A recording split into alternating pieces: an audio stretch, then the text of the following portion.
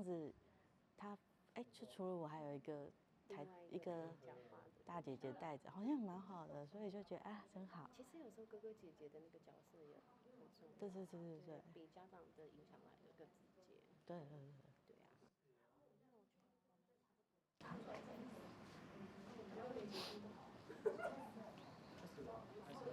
嗯。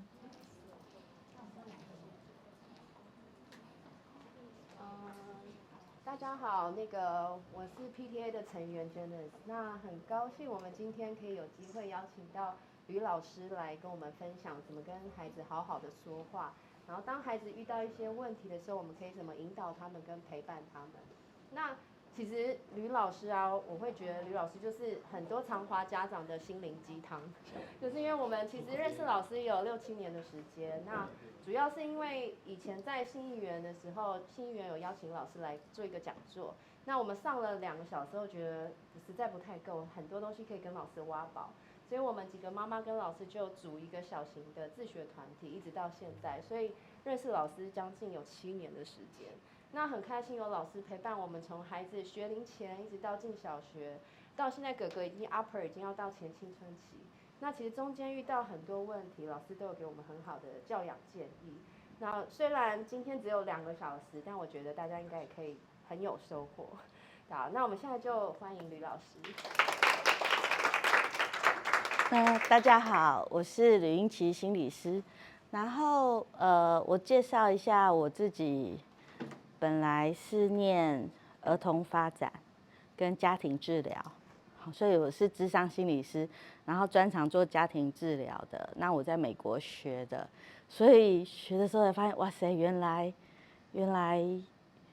我讲一下，我想去学家庭治疗，是因为我结婚第9个月就想离婚，然后我就想说，天哪，我老公追我那么久，然后我觉得他应该是认识我的男生里面最爱我的了，我才跟他结婚，就我第9个月就想离婚，然后我就想说，我如果再换，大概也不太可能找到更好的，所以我就想一想，那个很多科系可以选的时候，我就选家庭治疗。我想说，好吧，先看看我自己发生什么事情，然后就学了家庭治疗之后，才发现，对，真的是我要改，然后才发现原来好多习以为常的事情，原生家庭，还有我们台湾文化的家庭观念、教养观念、相处的情绪表达方式，都不太健康然后，所以我在研究所的那2、3年，把我自己婚姻沟通调整好了，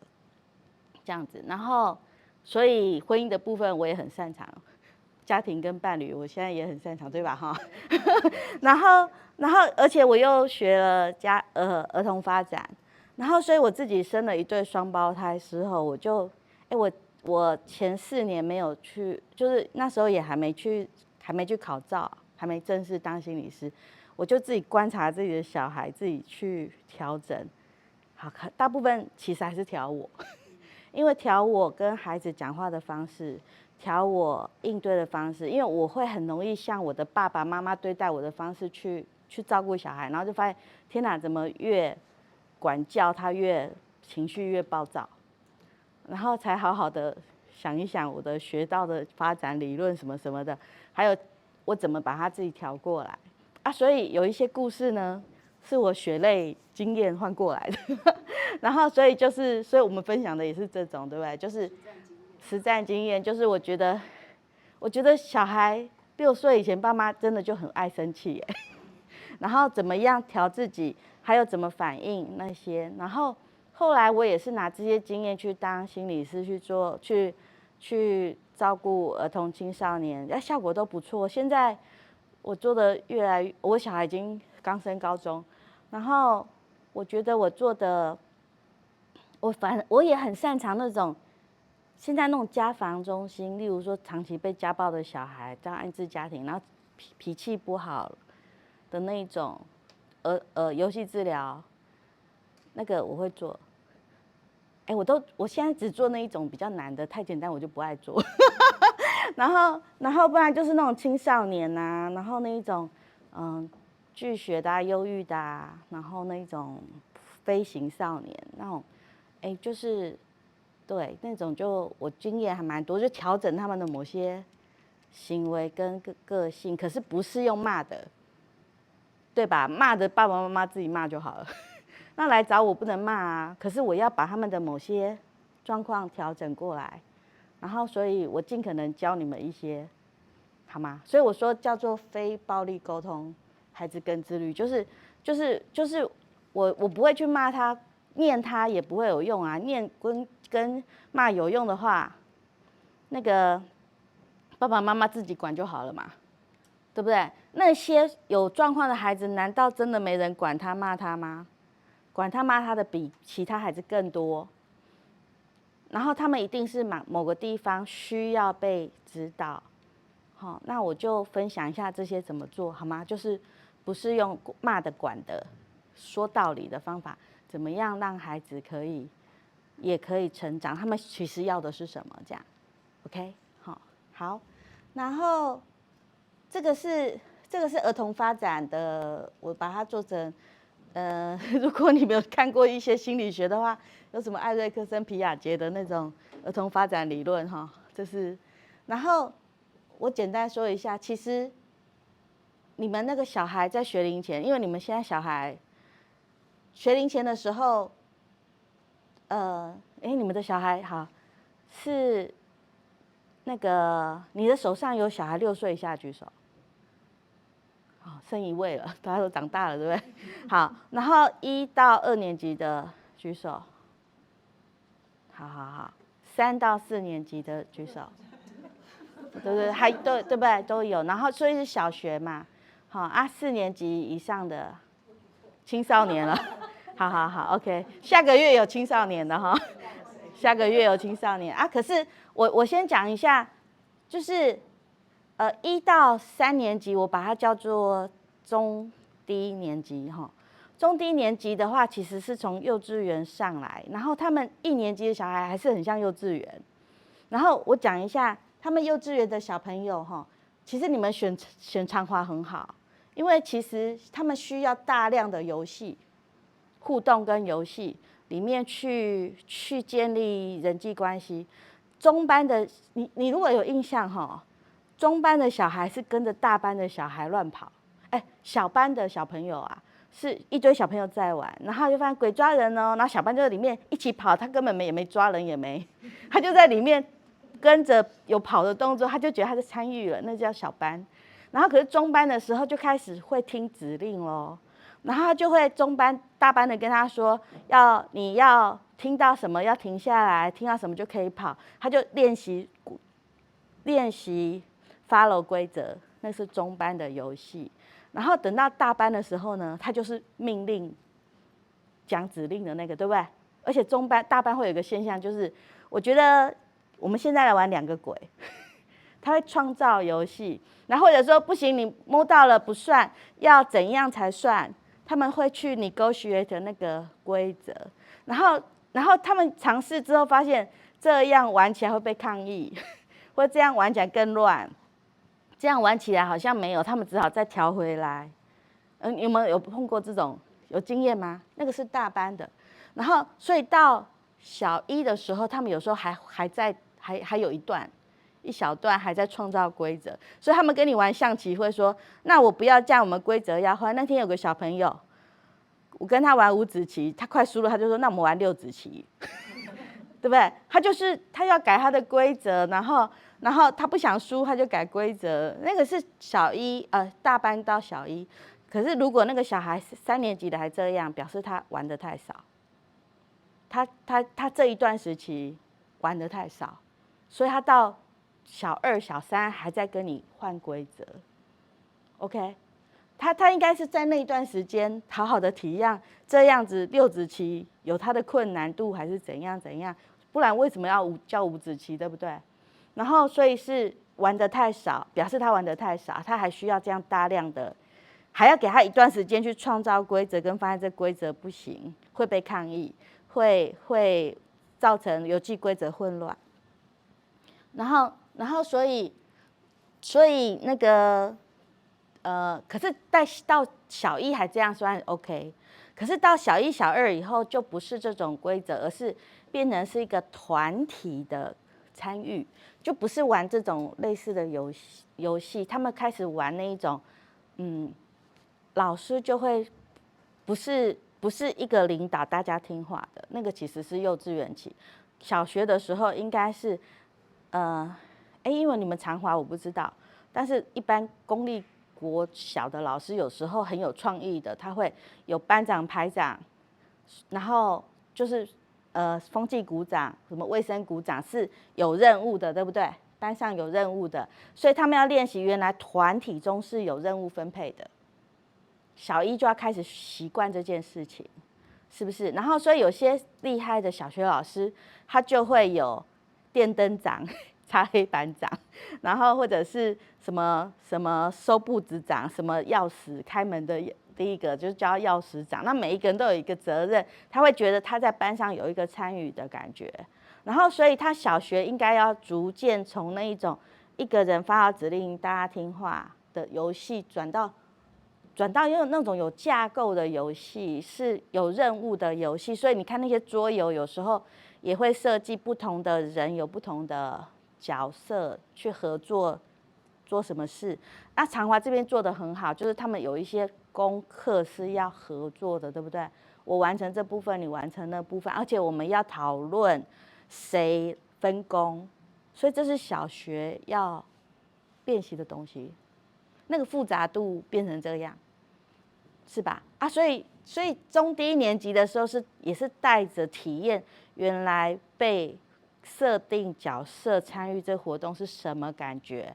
他们到中高年级的时候，应该就要可以说，那我们来做什么事情，然后就会有一些比较有领导力，自己会跳出来，就是小组分配的时候不讲话就会好啦，那我们来分工，谁负责什么，就一个 leader 要跳出来啊。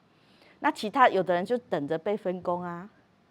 对不对？那有的人负责抗议，就是这样不行，这样不行，做调整，然后对不对？所以他们需要长期的去练习这件事情，然后这个对他们，这个是参与社会的过程，这是参与社会的过程哈所以他们在里面一定会有挫折，然后一定会有那个角色，原来我命令别人的时候，别人可能会对我抗议。对不对？或者是我勉强配合，结果大家还怪我没有做好，是不是？然后或者是我已经用别人不做的，我是牺牲奉献的把它捡过来，结果大家没做，还怪说全部都是你做的，所以出状况你负责，然后那个委屈，那个肯定很多啦。然后可是这过程呢，重点都是情绪调试跟在思考下一次他在参与这种活动，他要做什么样的调整，角色的调整，或是不同角色的尝试。他本来都是 leader 的，他也可以尝试当参与者的感觉。他是参与者，他要试试看 leader 的感觉。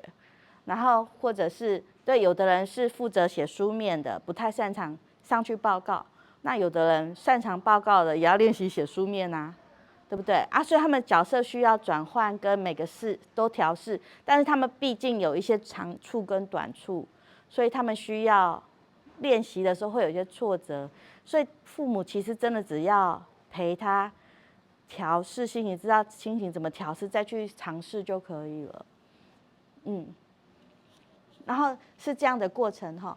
那所以他们这个7到11岁就是中低年级的时候，其实是他们思考逻辑还有一个很大的特色，我都说他们这种是发展都是从点线面来的。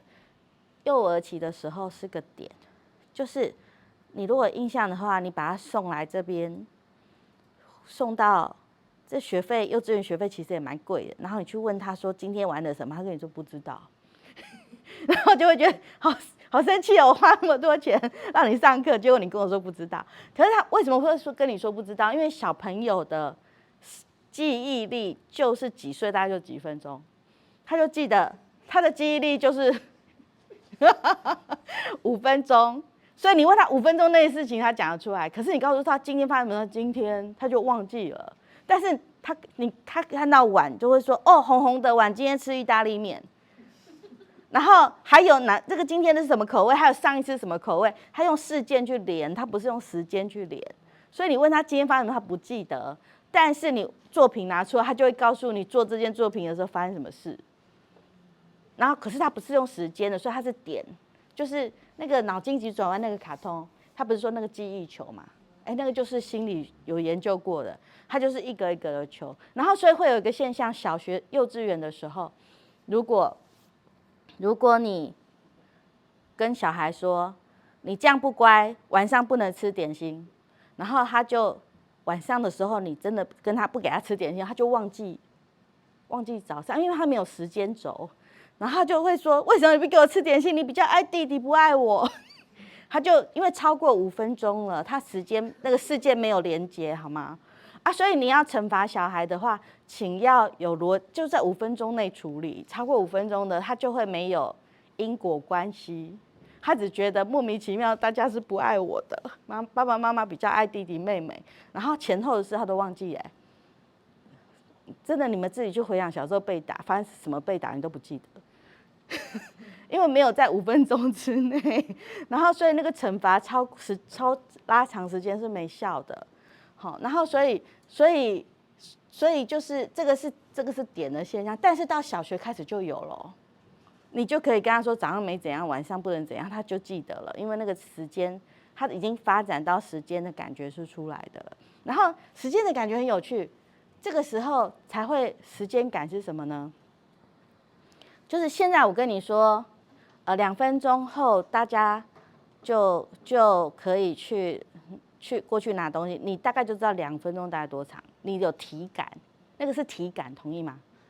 但是对7岁以下的小朋友，7岁以下的小朋友，2分钟他是不知道2分钟感觉多少，10分钟、2分钟、1小时，对他来说就是3个字、3个字、3个字，然后他会没有2分钟的感觉。5分钟感觉，所以爸爸妈妈气说：“我不是告诉你5分钟后就要上学吗？讲了那么久，你怎么没出来？”他就我知道有个5分钟，可是5分钟什么感觉我不知道。你可以想象吗？然后所以有的人就是有人说用沙漏，对不对？但是你也得盯着沙漏才知道剩多少嘛。然后那个体感真的长出来应该是8岁左右，8岁以前所有的你告诉他说他都不理我，我叫他3分钟过来，他就死不理我。不是因为那个指令他没收到，是他真的不知道5分钟感觉跟1个小时差多少，所以他们就卡在那里了。然后所以有时候是白挨骂的，是我们自己白生气，这样懂意思吗？然后但是那个时间感大概8岁才会出来。8岁的时候，你告诉他3分钟、5分钟，他大概就会有感觉。好，我差不多时间到，我要看一下。是不是时间到了？然后说，如果你用台湾的那种标准教科书去上，你就会发现教时钟，小学1下才开始认识时钟，2上才会有几分钟叫做几减几是几分钟，它就是根据孩子的发展去设计的。所以你如果幼稚园就起早教，那个小朋友就会只是知道这样，可是他们还是没感觉。所以我觉得台湾编译其实你去看那个教科书的编译都是根据孩子发展的，然后提早教都没有用，然后所以提早教你知道为什么念长华很好，他不会提早教小孩写那个 ABC 波波吗？没有吗？有吗？对，幼稚园不应该教这个，因为他们小手肌肉还不适合拿那个，然后应该要把他的发展重点拿去发展他们的创造力、跟自信心、跟控制力。但是你把时间拿去练小手肌肉呢，他们很挫败，他们就发现写字原来这么辛苦，要写的标准，要好累，然后而且要让爸妈满意，是原来我好糟，原来我写不好。可是你到小学2年级那个小手肌肉出来了以后，你写就会都写得好看，你提早骂他干嘛呢？那个不是他不愿意，那个年纪到了就整齐了。然后但是你在他没发展好的时候叫他去练那些写字，折腾他，让他相信自己很烂，这其实是委屈冤枉他了这样子。然后所以我那时候挑就很努力的挑，不要教他写 ABC Bopper 的学校，你认识可以，可是不要写，因为小手肌肉还没到。你那个时候应该是大量的去捏黏土，捏什么去让你的神经跟感受更敏感，而不是那个时候叫你去控制你那个去写去拿笔，那个时间太早。那小一差不多是开始练的时候，所以那个其实学校的那个提早教都没用啦。好了，反正你们已经超过那个年龄了。好，就是，然后所以他们这个线的时候就开始知道因跟果。因跟果的意思是说，他要看过才知道。你要叫他1+1=2，他一定会一个苹果加一个苹果等于2个苹果，然后他才能够把具体的跟符号做连接，才知道原来2是2个嘛。然后所以1+1=2这一条符号是这样的意思。然后所以光是1+1=2，他们要重复练各种符号，让他们知道说哦这个符号的熟悉，这样子。所以那个是他们要眼见为凭，知道一个长的杯子跟一个宽扁的盘子里面的水一样多吗？要倒过来跟倒回来，发现哦一样多，他才能相信，要眼见为凭。然后但是到了前青春期的时候，他就有经验，你跟他说一样多，他想想看可能可以一样多，他就接受了。但是这个年纪的时候你没看过，他会困惑，哪有一样多？就是这个就是发展上的状况，要眼见为凭哈。然后到了前青春期呢，不会只有线，就是因跟果。他们会发现，原来除了线之外，线一个面，原来还有正面跟反面。前青春期的时候，他就会跟你说，你跟他说要晚上9点睡觉，不然会长不高。他就跟你说，我同学每天电动打到2点，他长到170。那为什么我不相信你？然后所以我看到一个相反的面，所以我觉得你所有的话都是骗人的，他就会有权无虑。所以再来，你告诉我的任何事，我都不要相信你。这就是前青春期。所以你再告诉他那种没办法骗他说真的，我觉得那叫骗，就是告诉他说你9点要睡觉，不然长不高。然后10岁以前乖乖的相信你哦，然后就为了你说的，他就乖乖去睡觉。10岁以后，他就发现说，我们班那个长最高的，他就说他都半夜在干嘛，然后我不相信你了，我也不要早睡了。那个前青春期，你跟他讲一句话，他会冒出10个念头，他不会单纯的相信你的那个推论，然后他就然后可是如果你还坚持要做这种简单的因果，跟他谈就麻烦大了。就是来给你们看一个图，我有没有放这个？就是本来是因果，对不对？可是其实应该是有点系统化的，就是会不会长高？除了9点睡会不会长高？还有很多就是爸爸的身高、妈妈的身高、营养啊，或者是就是其他的状况啊，还有健康状况，然后才可能长高，对吧？所以是一个系统化的东西。然后这个是前青春期就会开始就是你要带他往这样思考，而不是只是单纯告诉他说9点睡觉才能长高。所以是变得我们爸爸妈妈没诚信，对不对？然后我们还用教10岁前小孩方法在教前青春期，那就当然小孩就不理你啊，他宁愿去听同学乱讲一通，乱讲一通，他还可以在里面补一点资料。然后可是我们只告诉他那条线，这样他就不理我们了。OK， 好，然后我一直觉得前青春期的时候，他会看到面，对不对？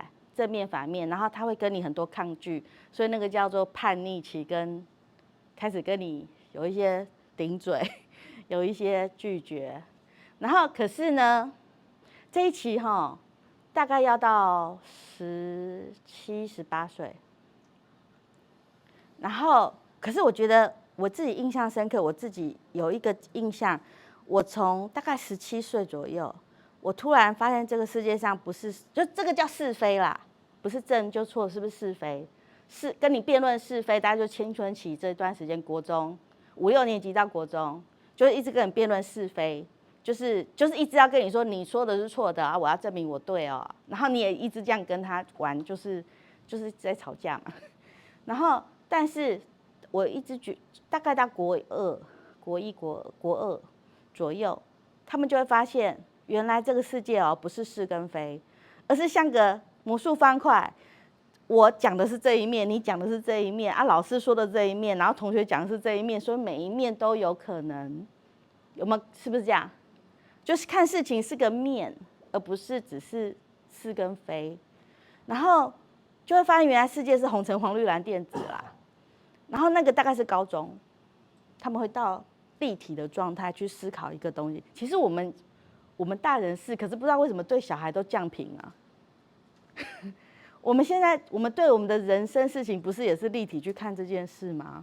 但是我们管教小孩的时候，我们都降频到只剩是非，不知道为什么，就是习惯了，就是当爸妈习惯了就降频。所以其实我觉得到青春，我们就可以先用立体的角度去陪前青春期的孩子看事情。OK， 就不要只看是跟非了，而是你的看法，我同意有这一面。啊，我的看法，请你也同意有这一面啊，还有别人，我们再多收集，所以这个世界是这样的丰富。OK， 青春期再来的孩子需要这样子讨论，好，就稍微跟你们讲一下这个状况，这样子。好，然后我自己很喜欢理论呢，我先讲一下，我自己很喜欢一个心理学家叫 Greenberg， 他说。道德发展有3期6阶段，好，然后道德感最9岁以下叫前习俗道德期啊，这些都是翻译的啦。我是说翻译的，反正我就是反正就是9岁以下期，它就有2个。那个道德发展最低的呢，叫做惩罚。如果你要不要做这件事？是怕我惩罚你，或是不惩罚你？是不是道德最低？可是他最快，怕被打，所以才做什么事，然后什么事都考虑是不是会被惩罚才做，是不是道德最低？好，第2低的叫做奖赏，奖赏就是这样子会有点数，这样会有奖金，这样子会有点糖果。然后如果是为了糖果点心才做这件事，是不是也很 low？ 对不对？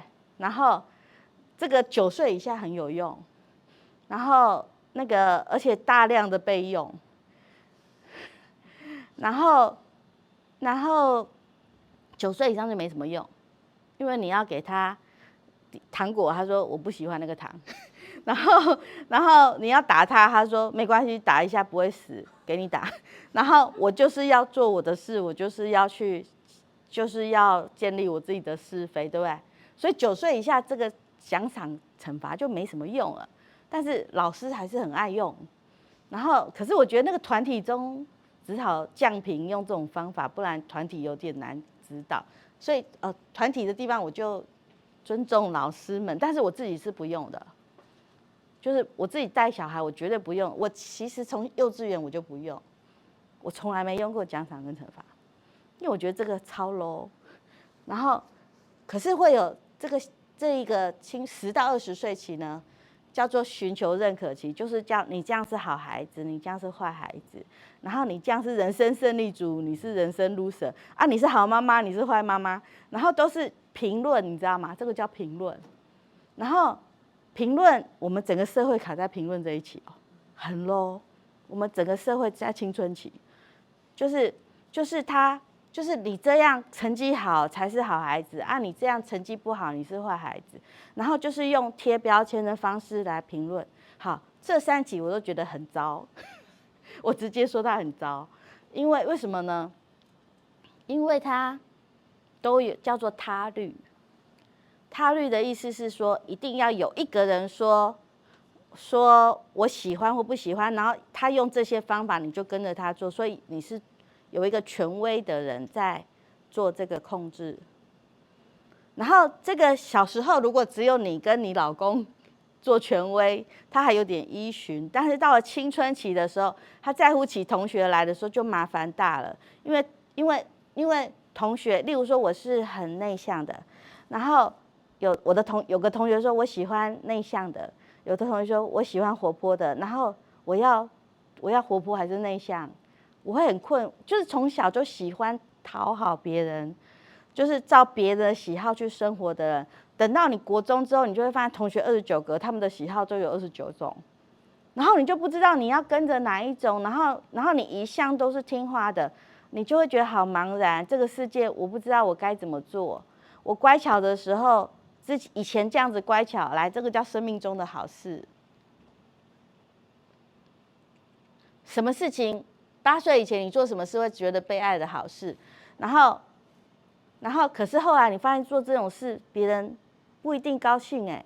我小时候10岁以前就是甜的很可爱，然后笑眯眯，然后我就记得那边长辈都很喜欢我，都会说啊这笑眯眯的很可爱，然后都会特别带我去吃糖果，去吃蚵仔米刷这样子，就是邻居的老先生。就是那种叔公什么什么的就很疼我，然后我妈就会说哦怎么这么好，就是叔公只疼你，他都不会带弟弟去，就只带我去，我就觉得很骄傲。然后可是我觉得我被喜欢的原因是我甜美可爱，会笑眯眯，对不对？然后就变成我的价值观呢。然后结果我到国中发现我对同学我就是甜美可爱笑眯眯，就同学说这是假哦，给神，这个同学好假哦，然后。就是被人家说你假然后就好受伤哦，然后就是我难过就是我想要跟他交朋友，我就笑嘻嘻，然后他们就说，可是我觉得你很假怎么看谁都笑嘻嘻，然后我就觉得天哪，我到底要继续维持我的笑嘻嘻去经营关系，不是这样子没换到别人喜欢我对不对？然后我就很冲击呀，是不是？就是你习得的生存策略。到国中就发现，这个世界不是这样运作的，那个冲击好大。你们再来，小孩里面有前青春期的孩子了，可能也有青春期，你就会发现他们回来跟你讲这件事。他用他的生存策略跟你的生存策略，就是也许对你来说，对我还有个生存策略就是会念书，功课好，我就以为这样同学会喜欢，结果同学反而更讨厌我，就是为什么你每次都。你拿第1名，然后老师都说为什么你可以考这分数，我们考不到，然后我们都不喜欢你，然后我就很挫败啊。那难道我要把功课降到跟他们一样才会被喜欢吗？然后就是有那个挫败跟心情需要调整，同意吗？然后所以这个就是进入青春期人际的复杂啦。然后小孩一定有他的生存策略。他重复的行为模式，他因为这个人生中的好事，所以发展出来的重复行为模式跟价值观，然后用到同学身上，然后发现碰壁，然后就有很多情绪要调节这样子。OK， 好，然后那个对，然后这个时候呢，如果你还跟他说。你要怎样才是好孩子？怎样才会被喜欢？给他这种建议是不是也不一定有用？对不对？然后你告诉他说，那你要就是你会把你的生存策略套给他，希望他用，但是他也未必在他的同学中是可以的，对不对？然后他就更不相信你了，他就说找爸爸妈妈都没用。以后就不要找你们，然后就又来了，对不对？好，所以我们跟孩子，请不要跟孩子说你应该这样，或者是你这样才是好的，你这样是坏的。然后你生气是好的，是不好的，然后乖巧才是坏的，不是才是好的。反正就是你一定义那个好跟坏，他就会发现原来他世界上不一定是这样，因为旁边的人。不一定是这么解读的，然后就会出状况，好，然后可是所以我也不喜欢这一个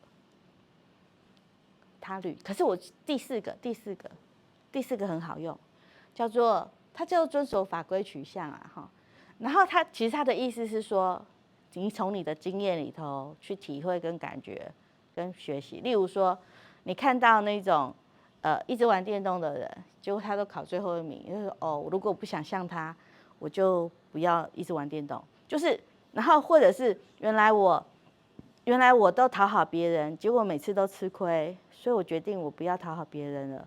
就是从你的经验里头去调整。然后我喜欢的是多做一点，不喜欢是少做一点。哎，人其实是要这样才能找出你想要的事情，同意吗？例如说，你功课很好，你可以考上医学系，你可以把医学系念完。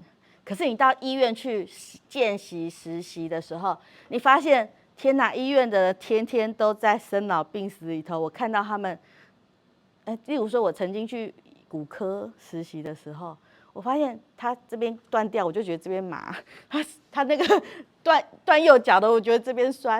然后我觉得我整个骨科我才这样巡房巡一遍以后，我就发现，哦，我觉得我全身瘫软没办法动，就是，然后就会发现说，原来我不喜欢待在这么多，就是看到别人在痛，我也很难受。啊，我是情绪敏感的人嘛，所以我看到别人手吊起来、脚吊起来，我就觉得很痛，我全身没力，然后还要叫我去照顾他们，我就觉得好痛苦，对不对？所以就算我都快毕业了，可是我也不想去那边工作啊，我想换别的东西，对不对？可是人家说，哎，你傻哦，你那个医生你都念完了，然后医生一个就可以赚多少钱，赚多少钱，然后可是他觉得我天天要去看人家生老病死，然后那个难过的人我都难过，然后可是我还要告诉他我会帮你忙，这个他觉得他太痛苦，所以他就算他医学系念完，他觉得我想当歌手，因为我喜欢唱歌的时候，大家跟我一起开心的感觉，所以我决定我念完医学系我要当歌手，行吗？可以吧？对不对？可是可以不用医学系念完才发现自己不喜欢吧？是不是？然后，所以这种是你喜欢的就多做一点，不喜欢就少做一点。现在提早到国中，他们在探索这件事。哎，我觉得那个108课纲有在做这件事。我女儿刚上高一，他们就一直说要做那种学习档案，然后你去试着学一些东西。我就说，那就是你写看一些程式，如果你喜欢写程式，发现你自己很有天分，写得很有成就感，你就可以往那边去。可是你觉得写程式让你觉得头很痛，然后想睡觉，而且一看到就讨厌，那你就不要做这一行嘛，对不对啊？如果说你对生老病死有人受难过，你觉得那个助人的心好想帮他忙，你就多做这边啊。可是如果别人难过，你就会觉得我实在是受不了有人在我前面哀哀叫，我去做别的，那个就是一个趋利避害，经过经验，然后知道自己喜欢什么的历程。这个孩子国高中其实好需要这样的探索哦，这样他们才能够选择大学，选择他要的方向，对不对？那可是这一段过程呢，请不要用你哪个好哪个坏，然后你怎样我就奖赏跟惩罚去陪他，好吗？这真的很 low， 是不是？哎，说真的哈，小孩的道德发展卡在哪一层，是因为我们用哪一层在陪他，同意吗？是，对不对？所以是，如果你一直用惩罚，他就不会到后面的去。啊，如果你一直用奖赏，他也不会到后面的去。啊，所以是我们要用这一层去陪他。哎，好，这一层，这一层，我教你们怎么做这一层，好不好？我今天讲的就是这一层，怎么样让孩子从你的陪伴中，从他的体验中，然后去知道他喜欢什么，然后就多做一点什么这样。然后成人的话就2个，就是一个是法律啦，一个是环保大爱啦，那个就不讲了，那个时间到就冒出来，就是你就知道你喜欢的是还要顾虑别人的感受嘛，就是大家的利益这种 ，OK， 好。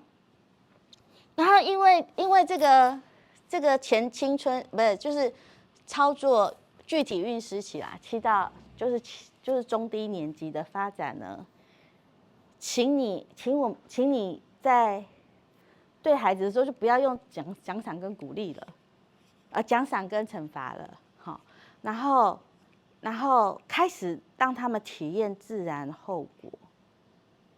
体验，我跟你讲，现在吃亏总比以后吃亏好。好，我举一个例子，我都会叫都会建议爸爸妈妈们小学的时候就开始给零用钱。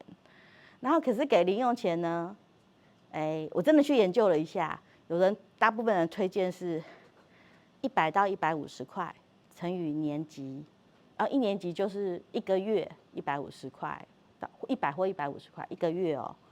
然后2年级就是200到300块1个月，但是请每个礼拜发。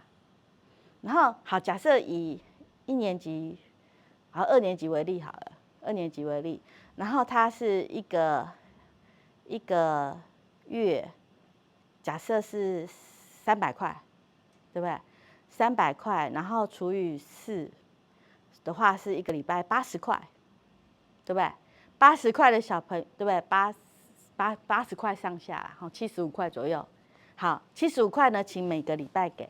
然后因为你会给他，那75块是要给他买 luxury item 的，就是你不同意的事情，是他可以自由运用的事情，可是你的吃跟住，请还是继续给。可是就是他跟你说我可以买玩具吗？就是零用钱是你买玩具的钱。OK， 然后他跟你说想吃糖果，你就是这75块1个礼拜，就是我不管你买什么，我都会跟你说不要制止他，说行给你买。75块巧克力大概只能买2片吧，1个礼拜。然后养乐多可能也只能1个礼拜只能买3罐4罐，对不对？好，然后有的小朋友一拿到很开心就去买，然后买了以后。养乐多买，然后买2罐，然后一换了以后就那可是我好想买那个卡片，那卡片200块，75块很少，不能给他贷款哈，不能借他，好，然后他就只好发现他原来没钱可以买那个，所以那个钱是要给他买心痛的感觉啦，就是要让他练习破产的，不是要叫他存钱，是要让他体会破产。那个破产的感觉呢，他才会知道说，原来他兴奋的买了养乐多，不是，他兴奋的买了那个巧克力球，对不对？然后买了以后，发现他吃掉了以后，吃2颗，然后这个礼拜要等5天才有零用钱。然后可是他如果买养乐多，可能可以买4罐，所以他就会长出钱感。原来10几块的感觉跟20几块的感觉是这样哦，不然所有的数字对他来说都一样。你如果没经历这个他鞋子500块的鞋跟6000块的鞋对他来说是一样，他就觉得是个数字嘛，都是爸爸妈妈给的，他没感觉，不是他赚的嘛。然后但是这个零用钱是他切身之痛嘛，对不对？他花掉了就没有的东西，所以他会知道。原来我要注意，我如果买了80块，我这个礼拜就只有这个了。那如果我存一点，我如果想要那200块，我甚至要2、3个礼拜都不能动我的零用钱，我才能买那个200块的东西。OK， 就是要体验这个，而且也不能跟你贷款，也不可能跟哥哥姐姐他们要哦。就是知道那个钱感，他就会知道说那个叫珍惜钱的感觉。所以跟你去买东西，他就会知道这个太贵。那个便宜，他才会长出这种概念，好吗？那没多少钱，可是可以换他那个钱感，然后跟一个事情可以由我掌控，因为就不会只是爸爸妈妈说不可以吃巧克力，怎样，然后就没有可能的无助感，然后他知道你不喜欢的东西，他有可能可以借由他的储蓄啦，或者是忍耐啊，可以换得他想要的东西啊，那个就是这个对，这个叫自然后果，用自然后果去长那个东西，你就不会发现他买什么气得要死，怎么第一次给他零用钱，他就马上去买个2000块就用光光。你知道如果没有长钱感的人，有的人是第一份工作3万块，然后1个礼拜就花光了，然后发现天哪，就回来跟你说。请给我吃饭钱，真的就是因为他有太多的欲望没有满足过，跟没有机会过，所以他第一次薪水他就会花光光。然后所以，可是你从小这样，像我这样就是从小1我就这样对我小孩哦。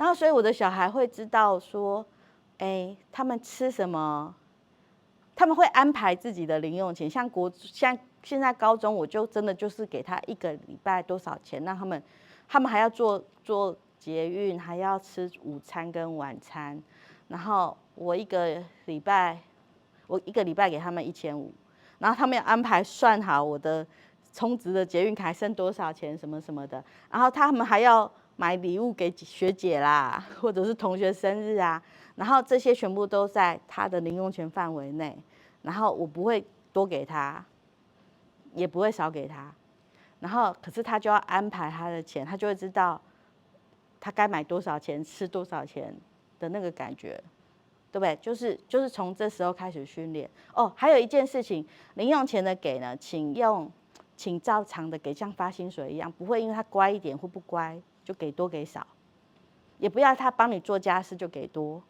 那个概念，因为这个社会上，不管你老板有没有跟你吵架，你都知道你的薪水是固定的，爱情是固定的。不要因为我好像你惹我不高兴，爱会收回去，钱会收回去，这样人生很没安全感。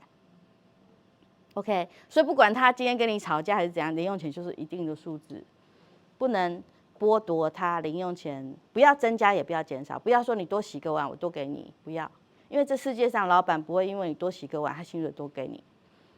所以请照这个社会的规则走，这样子 ，OK。那个他洗碗你就给他的那个叫奖赏，不要用，不是自然后果 ，OK。好，然后呢，那个孩子的一些说话、情绪表达，常常是身教的后果。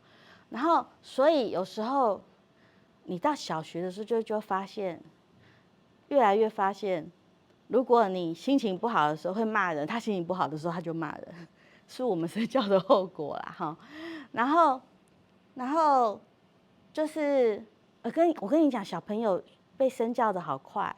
我自己印象深刻，是我女儿小1的时候回家，她就跟我说：“妈妈，你如果不给我看电视，我就打你哦。”然后我就先反省一下，我最近有没有威胁她？因为我也不确定，我是努力的，随时在觉察我在干嘛，所以我尽可能的没做。可是我也不确定我最近有没有这样威胁她。所以我先反省了一下，发现我最近好像算好啊，我没威胁他。然后我就看我老公，你最近有威胁小孩吗？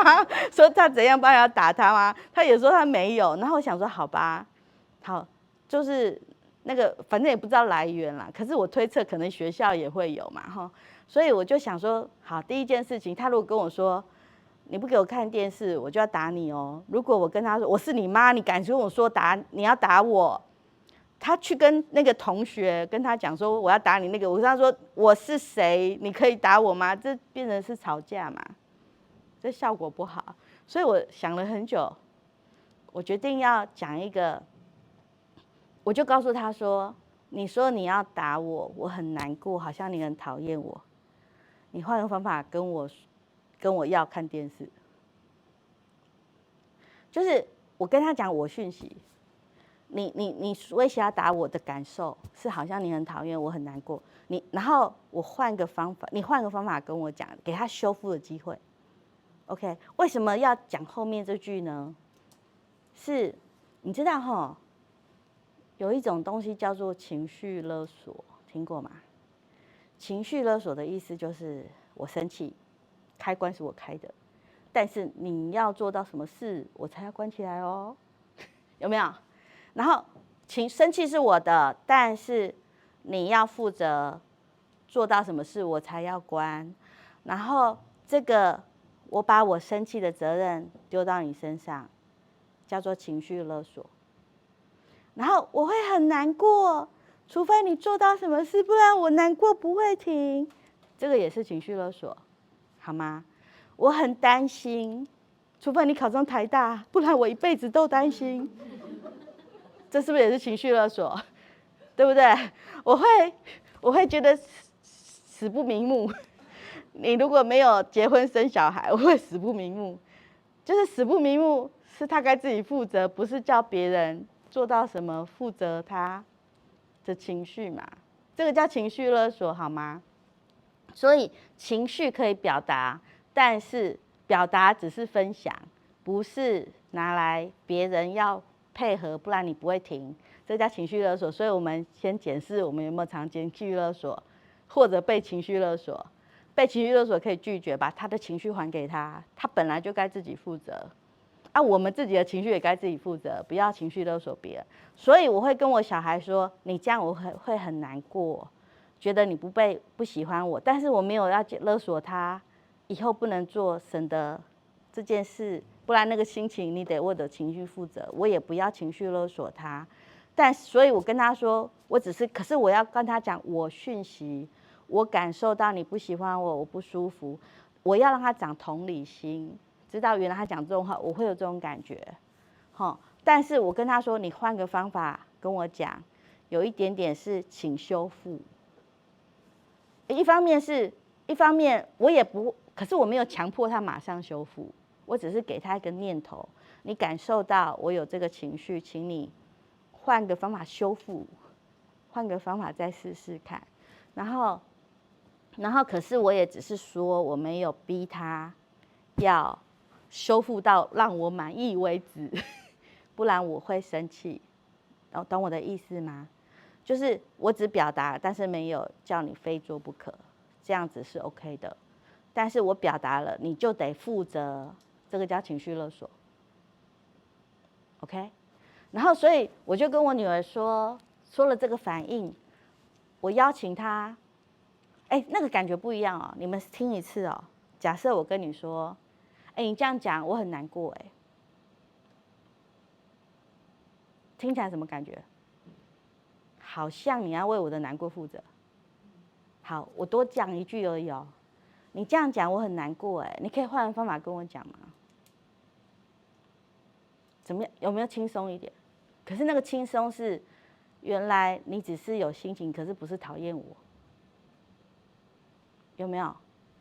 所以是不是我调整了？我就是不是，对，就是我虽然分享，只是要跟你讲，但是我没有讨厌你这个人，我只是讨厌你刚刚那个反应，但是不是讨厌你这个人，有没有差？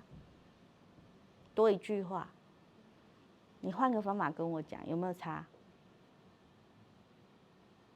这很微妙，小小的不一样。好，但是这句话，我跟我女儿讲这句话之后啊，她就跟我说，她是呆住的，因为这个不是她她没听过，我也是，就是她第一次听到，然后她也是她没有说过的话，所以她就呆住了。然后可是那2个月，我女儿就重复的跟我说：“你不给我玩手机，我就打你哦。”然后我就跟她说：“你说你要打我，我很伤心。你换个方法跟我要玩手机。”我就重复，她就说：“你不给我吃蛋糕，我就要打你哦。”然后我就说：“你说要打我的时候，我很伤心啊。你换个方法跟我再要一次，我们再协商一次。”然后她就听了我讲20几次，我要强调是那个数字，一次不够。然后我讲了20，他真的，可是他也真的是被同学讲过，他身教来的那句话，他就真的1、2个月内他会一直讲这句话。然后我就有机会1、2个月内一直告诉他我的感觉，请你换个方法跟我讲。然后他就他的状况就慢慢停下来。然后我去学校的时候，我就发现，原来就是那个同学跑去跟我女儿说。你不借我橡皮擦，我就打你哦。然后我女儿就跟他说：“你这样我很难过，你换个方法跟我要橡皮擦。”然后那个同学就好啦，拜托啦，拜托你借我。他说好，这样我就借你。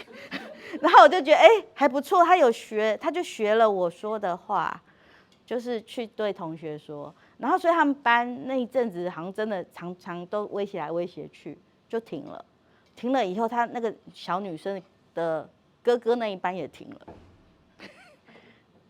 OK， 这个就是我说的身教，就是你的回应，他会学你的回应去对同学啊，所以有时候要想一下，怎么回应？他如果常常讲什么话，肯定不是只对你这样讲而已。那你怎么回应？也许有人这样对待他，他就比较敢。这样 OK 吗？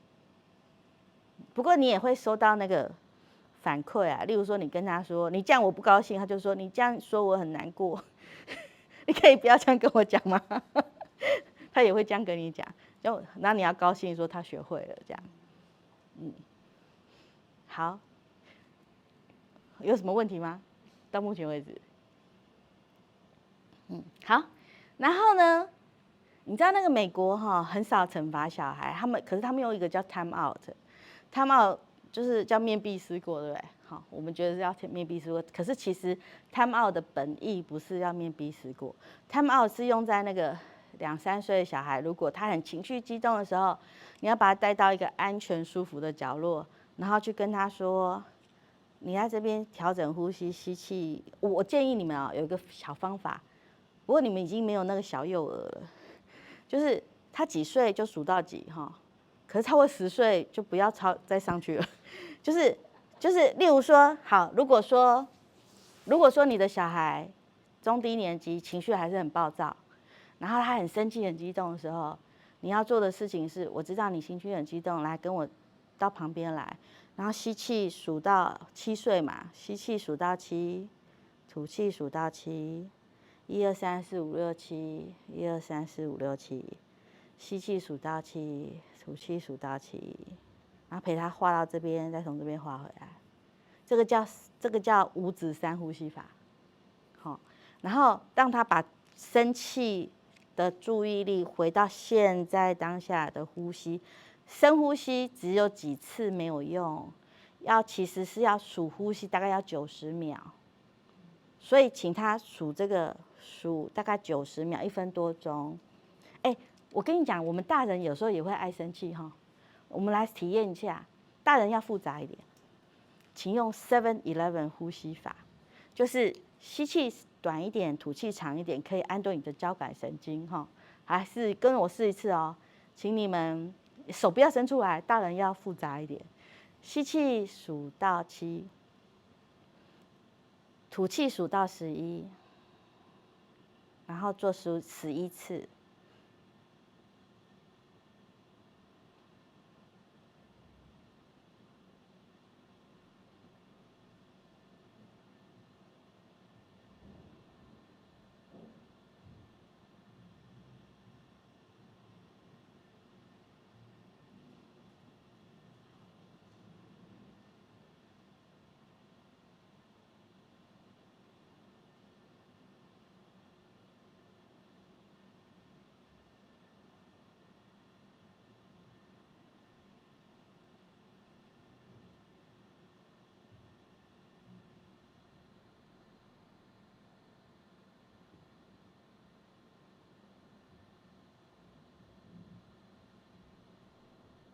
好，有没有一点点？你刚刚在想什么？还记得吗？有没有点那个思绪被中断？刚刚我们讲到什么想的事情，是不是连不上去？这个，如果你很冲动的时候，想骂人、骂小孩的时候，你就做这个，突然你会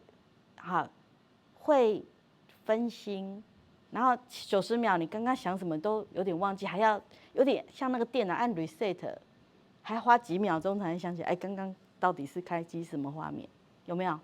所以这个90秒是这个90秒的魔法就是数字都不是重点，那可是它要稍微，为什么要讲 7-11 又讲11？是你要记得数数字，还有一个后设到底是第几个，那脑袋很忙，专注在那个呼吸上，90秒你就会发现，刚刚那个生气想的冲动会停下来。好，所以我请你们带着小孩到墙边去做5指3呼吸法，数吸气吐气，也是要站在他旁边陪他数呼吸到90秒，然后他就会发现他刚刚很冲动很生气的事情会降下来，然后跟他说，那冷静下来，然后想一下你刚刚到底想要讲什么，不是用生气来说，而是需要什么想清楚再回去处理这件事，这个才叫 time out。OK， 然后你要教过小孩到角落是去数呼吸停下来的，然后他才知道他到那边是要冷静自己，再重新面对的。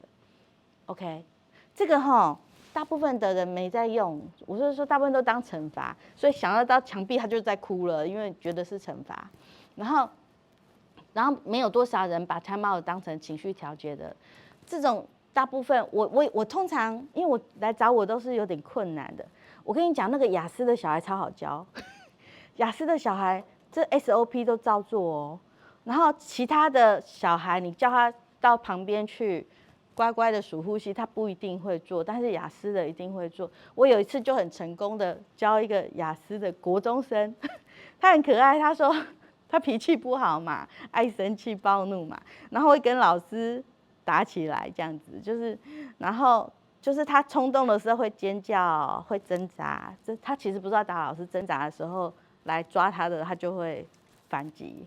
然后发现他打到老师，他很害怕，他就夺门而出。然后老师就觉得很困扰，这同学都一直这样怎么办？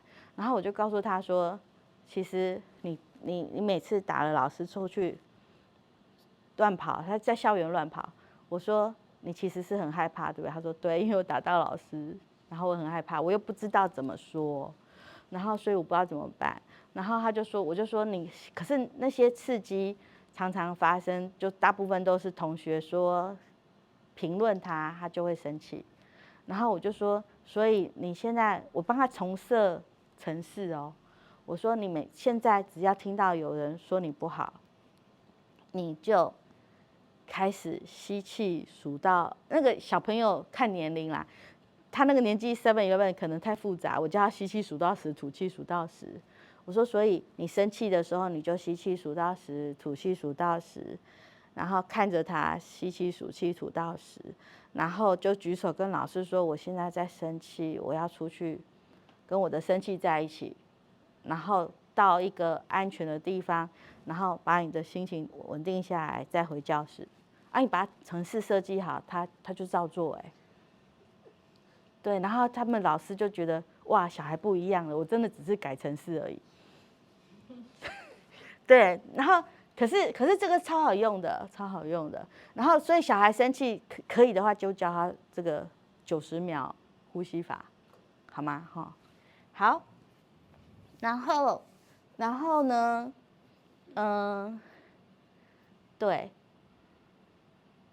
自然后果。好，讲一个故事。我故意写在这边，就是我要提醒我跟你们讲一个故事。我不知道你们小孩有没有这样，有没有这么严重的啦？我可能故事都讲的比较严重。然后曾经有一个小男孩，就是那种常常烦躁，所以他脾气就不太好。你知道吗？有一些男生因为小时候皮过动，然后就会就是常常被惩罚。惩罚以后有个创伤，就是他总觉得只要爸爸妈妈那个表情，他就知道他又不好了，所以你还没讲，他就已经激动了，就是那种，我跟你讲，我如果观察一个小孩的情绪障碍严不严重，我观察他看我，他敢不敢看我。如果他一进来的时候，他会看着我跟我打招呼，那个就没什么大事。可是有的小孩进来就是不要看你，然后根本不想看你，什么状况你知道旁边有人不想看你，都是不好的经验，因为他遇到的所有的人都用嫌弃的眼光看他，所以他根本不想看任何人的眼睛。OK， 所以我只要看到那种小孩进来不想跟我打对眼的，我就知道这个小孩是需要多一点时间去疗愈他的创伤的。那一种，他只要对上眼睛的人，眼神都是不满、嫌弃跟你怎么这样啦，所以他不敢看人。然后，所以这种小孩呢，就是根本不爱看人家，然后一点点就知道又有人要惩罚我了，又有人要说我不好了，然后就很烦躁。这种叫做情绪障碍。情绪障碍，因为他身边所有的人给他的评论都是差的，然后尤其是爸爸妈妈太累了，处理他的状况太累了，所以没办法给他任何好脸色，所以他也对自己充满了自我怀疑，所以他放弃这个世界可能有人喜欢他，然后就很烦躁，就很躁动。那不被喜欢的感觉其实是很可怕的事情，这个世界没人喜欢是很可怕的事情，所以他就很躁动，那个叫情绪障碍。好，然后这种小孩呢，就是我有一次，我女儿小学的时候，我就让他们参加那种户外体验班，就是户外自然体验班，就是下午没课的时候就跟着老师去爬山，然后参加这种活动的呢，很多过动的孩子，我是说，就是爸爸妈妈就会多带他们，让他们去上这种，他们觉得去宣泄体力啦，然后就会很多这样的小男生这样子，然后我那时候跟着去的时候，我就无聊嘛，就是多多少少就盯着几个小男生做一点点小小的游戏治疗，陪他们感觉被注意、被喜欢。因为就是我都觉得这些情绪障碍的孩子，就是长期没有被肯定过，所以我都跟在旁边大量的肯定重述，让他们知道他值得被喜欢，然后而且注意他的人不是嫌弃他的，是肯定他的，是知道他在想什么的。真的还蛮有效的，只是光一个替代性的情绪经验，原来有人注意他的时候，不是要叫他改什么，不是要逼他调整他，而是肯定欣赏。光是那个就很滋养好，所以我有时候就会换一下，就是跟着几个小男生，我都没跟我女儿，我女儿也不希望我跟了，真他们就是想要去跟朋友玩。好，然后就有一个小男生呢，就是这样的小男生，然后这种小男生通常都不太顾安全，就会乱跑这样子。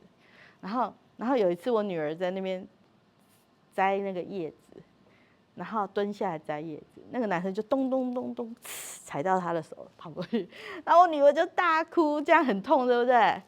对，我看你们想象中的都皱眉头，那我女儿就大哭，然后她就停下来，就说不是我的错哦，谁叫他把手放地上？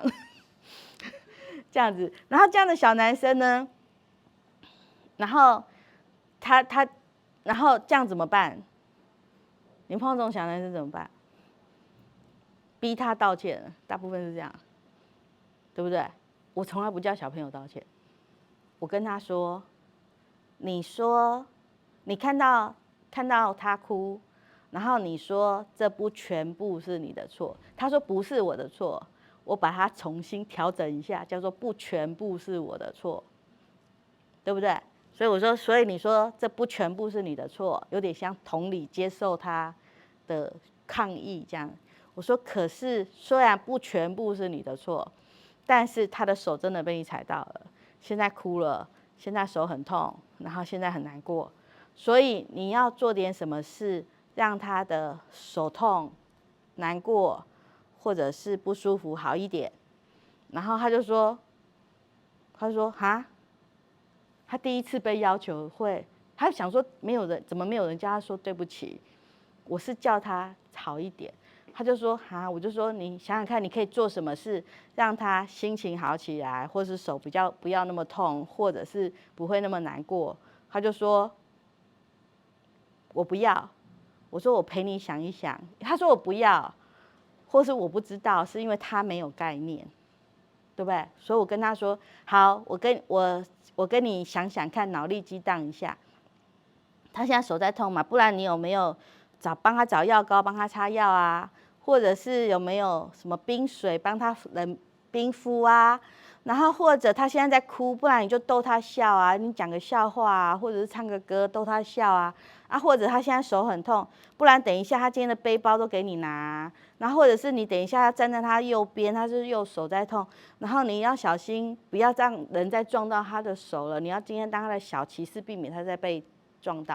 然后他就跟我说：“对不起，不要，对不起，对不起。”然后就赶快说对不起就跑掉了。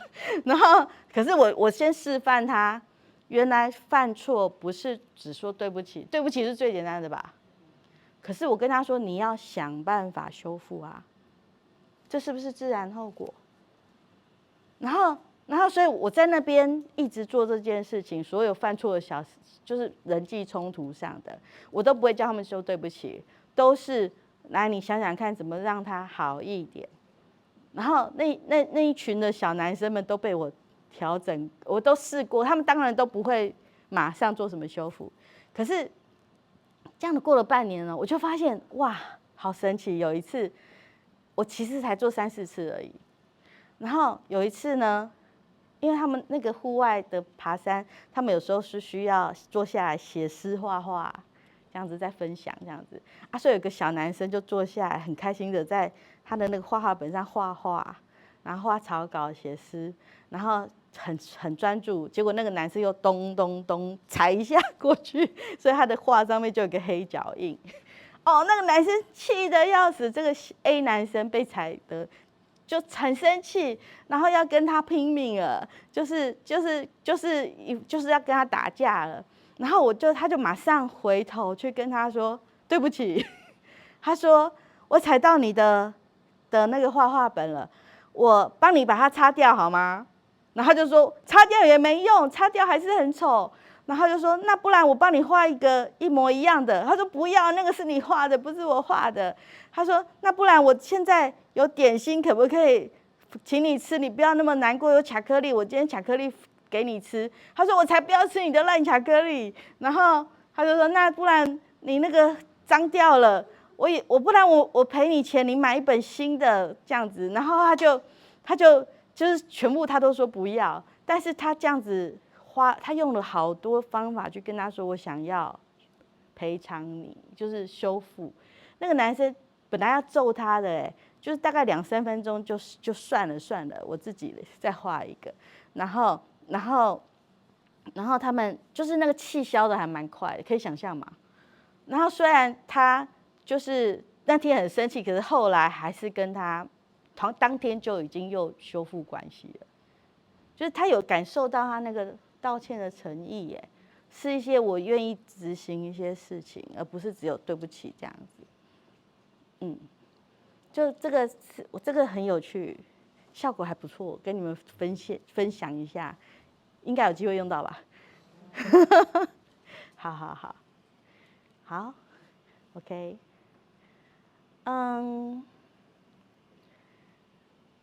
我再多讲一个我最近碰到的那个中低年级的小朋友跟我抱怨的事情，冲突啦，他们冲突是怎么看这件事情一个小朋友跟我说，其实是他姐姐，他说他姐姐国中生了，所以有手机，他小学没有嘛，对不对？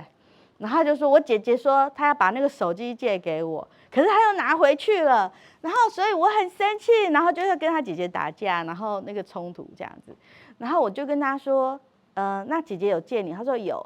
那我说可是拿回去，他说可是他应该要借我把这个卡通看完，就是那个时间定义上不清楚，对不对？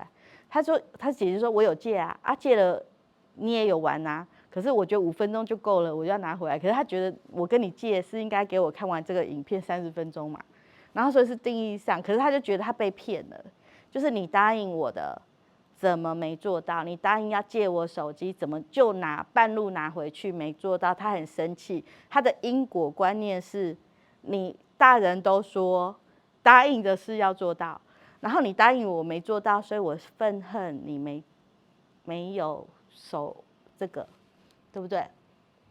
遵守没做到这样子，然后我观察他好多这种冲突都是跟他觉得别人说了没做到，例如说同学说，然后你以后借我玩好啊，可是再跟他借又等不到，他就好生气。然后这种因果是这个年级常有的就是你答应我了，你就要做到，然后他们没有弹性，然后我就跟他讲说，我帮他重修程式，我跟他说，其实这个世界上呢，别人答应的事不一定会做得到，然后这个才是事实。我跟你说，我们改天吃饭，不一定真的会跟你改天吃饭，这个才是事实，对不对？然后对，就是遥遥无期嘛。是吧？啊，如果你一直记得说你好像欠我，跟你吃饭，我就什么时候讲过我不记得了，对不对？这才叫事实啊。所以别人答应的事不一定会做到，但是他如果做到了，你要感谢他。他如果答应的事没做到，叫做正常人，而不是他是个坏人。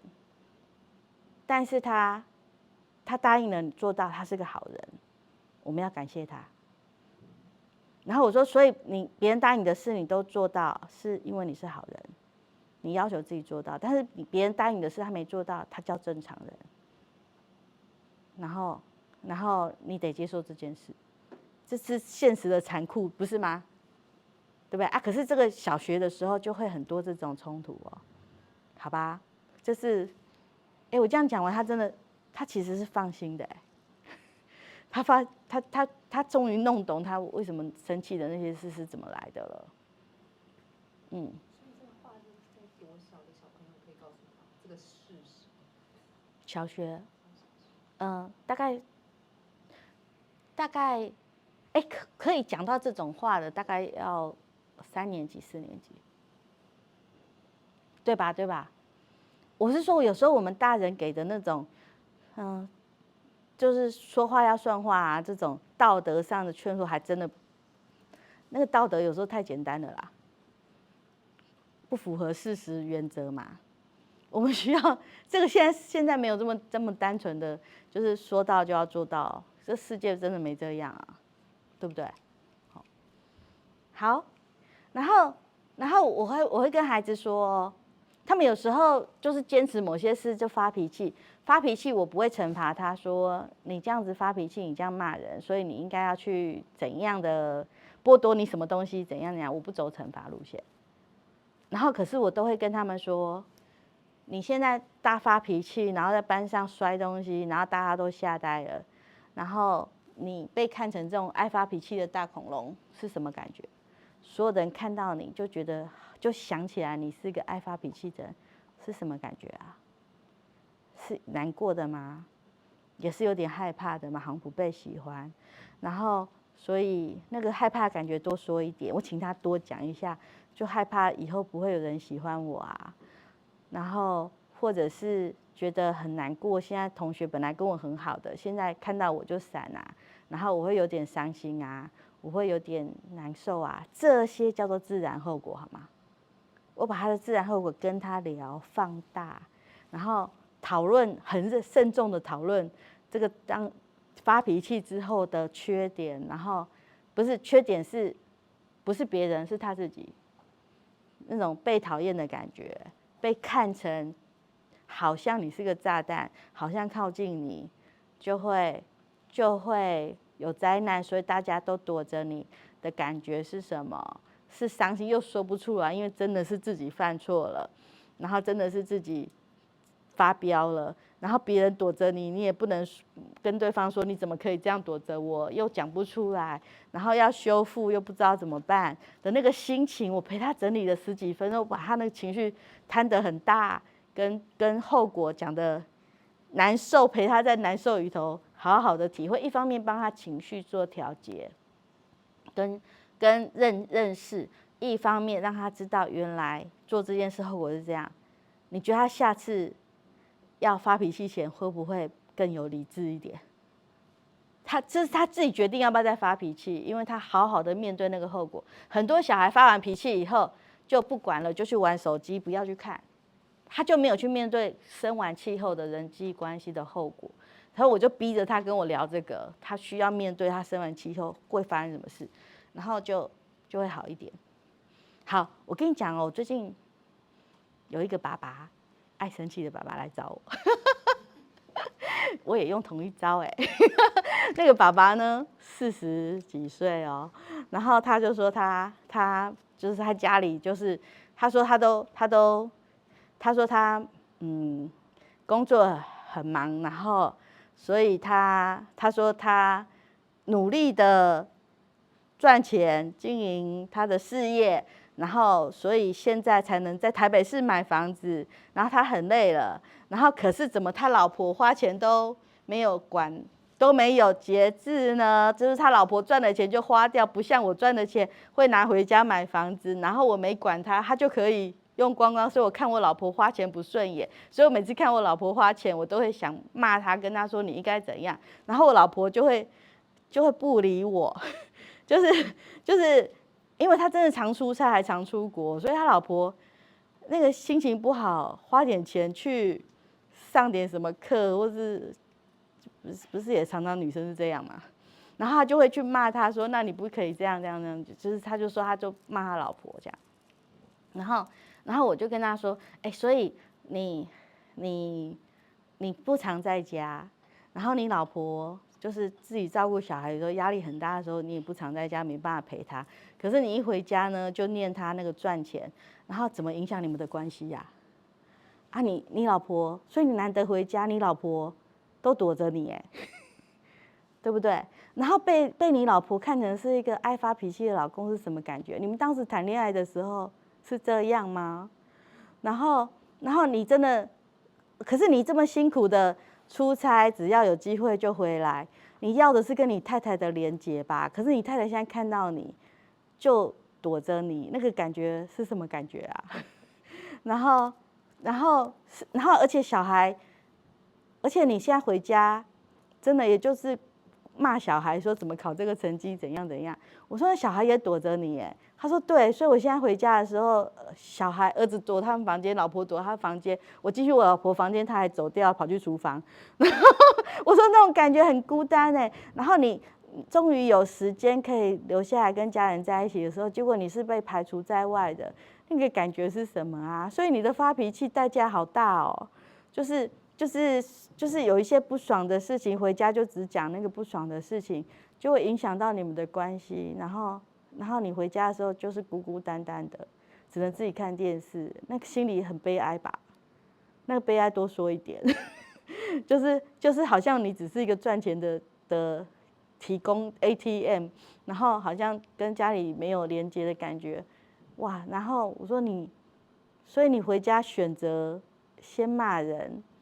然后付出的代价还真大啊，然后他就对，是哎，然后他就改了耶。我说他有调整一点，慢慢修复，所以这个就叫自然后果 ，OK。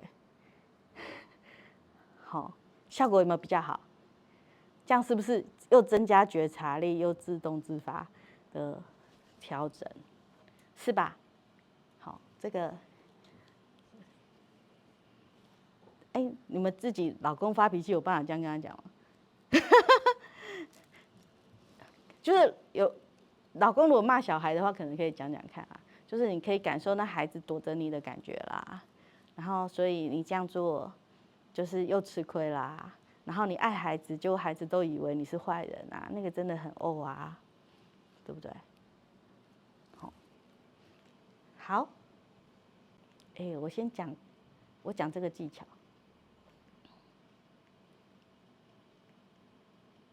好，是这个技巧。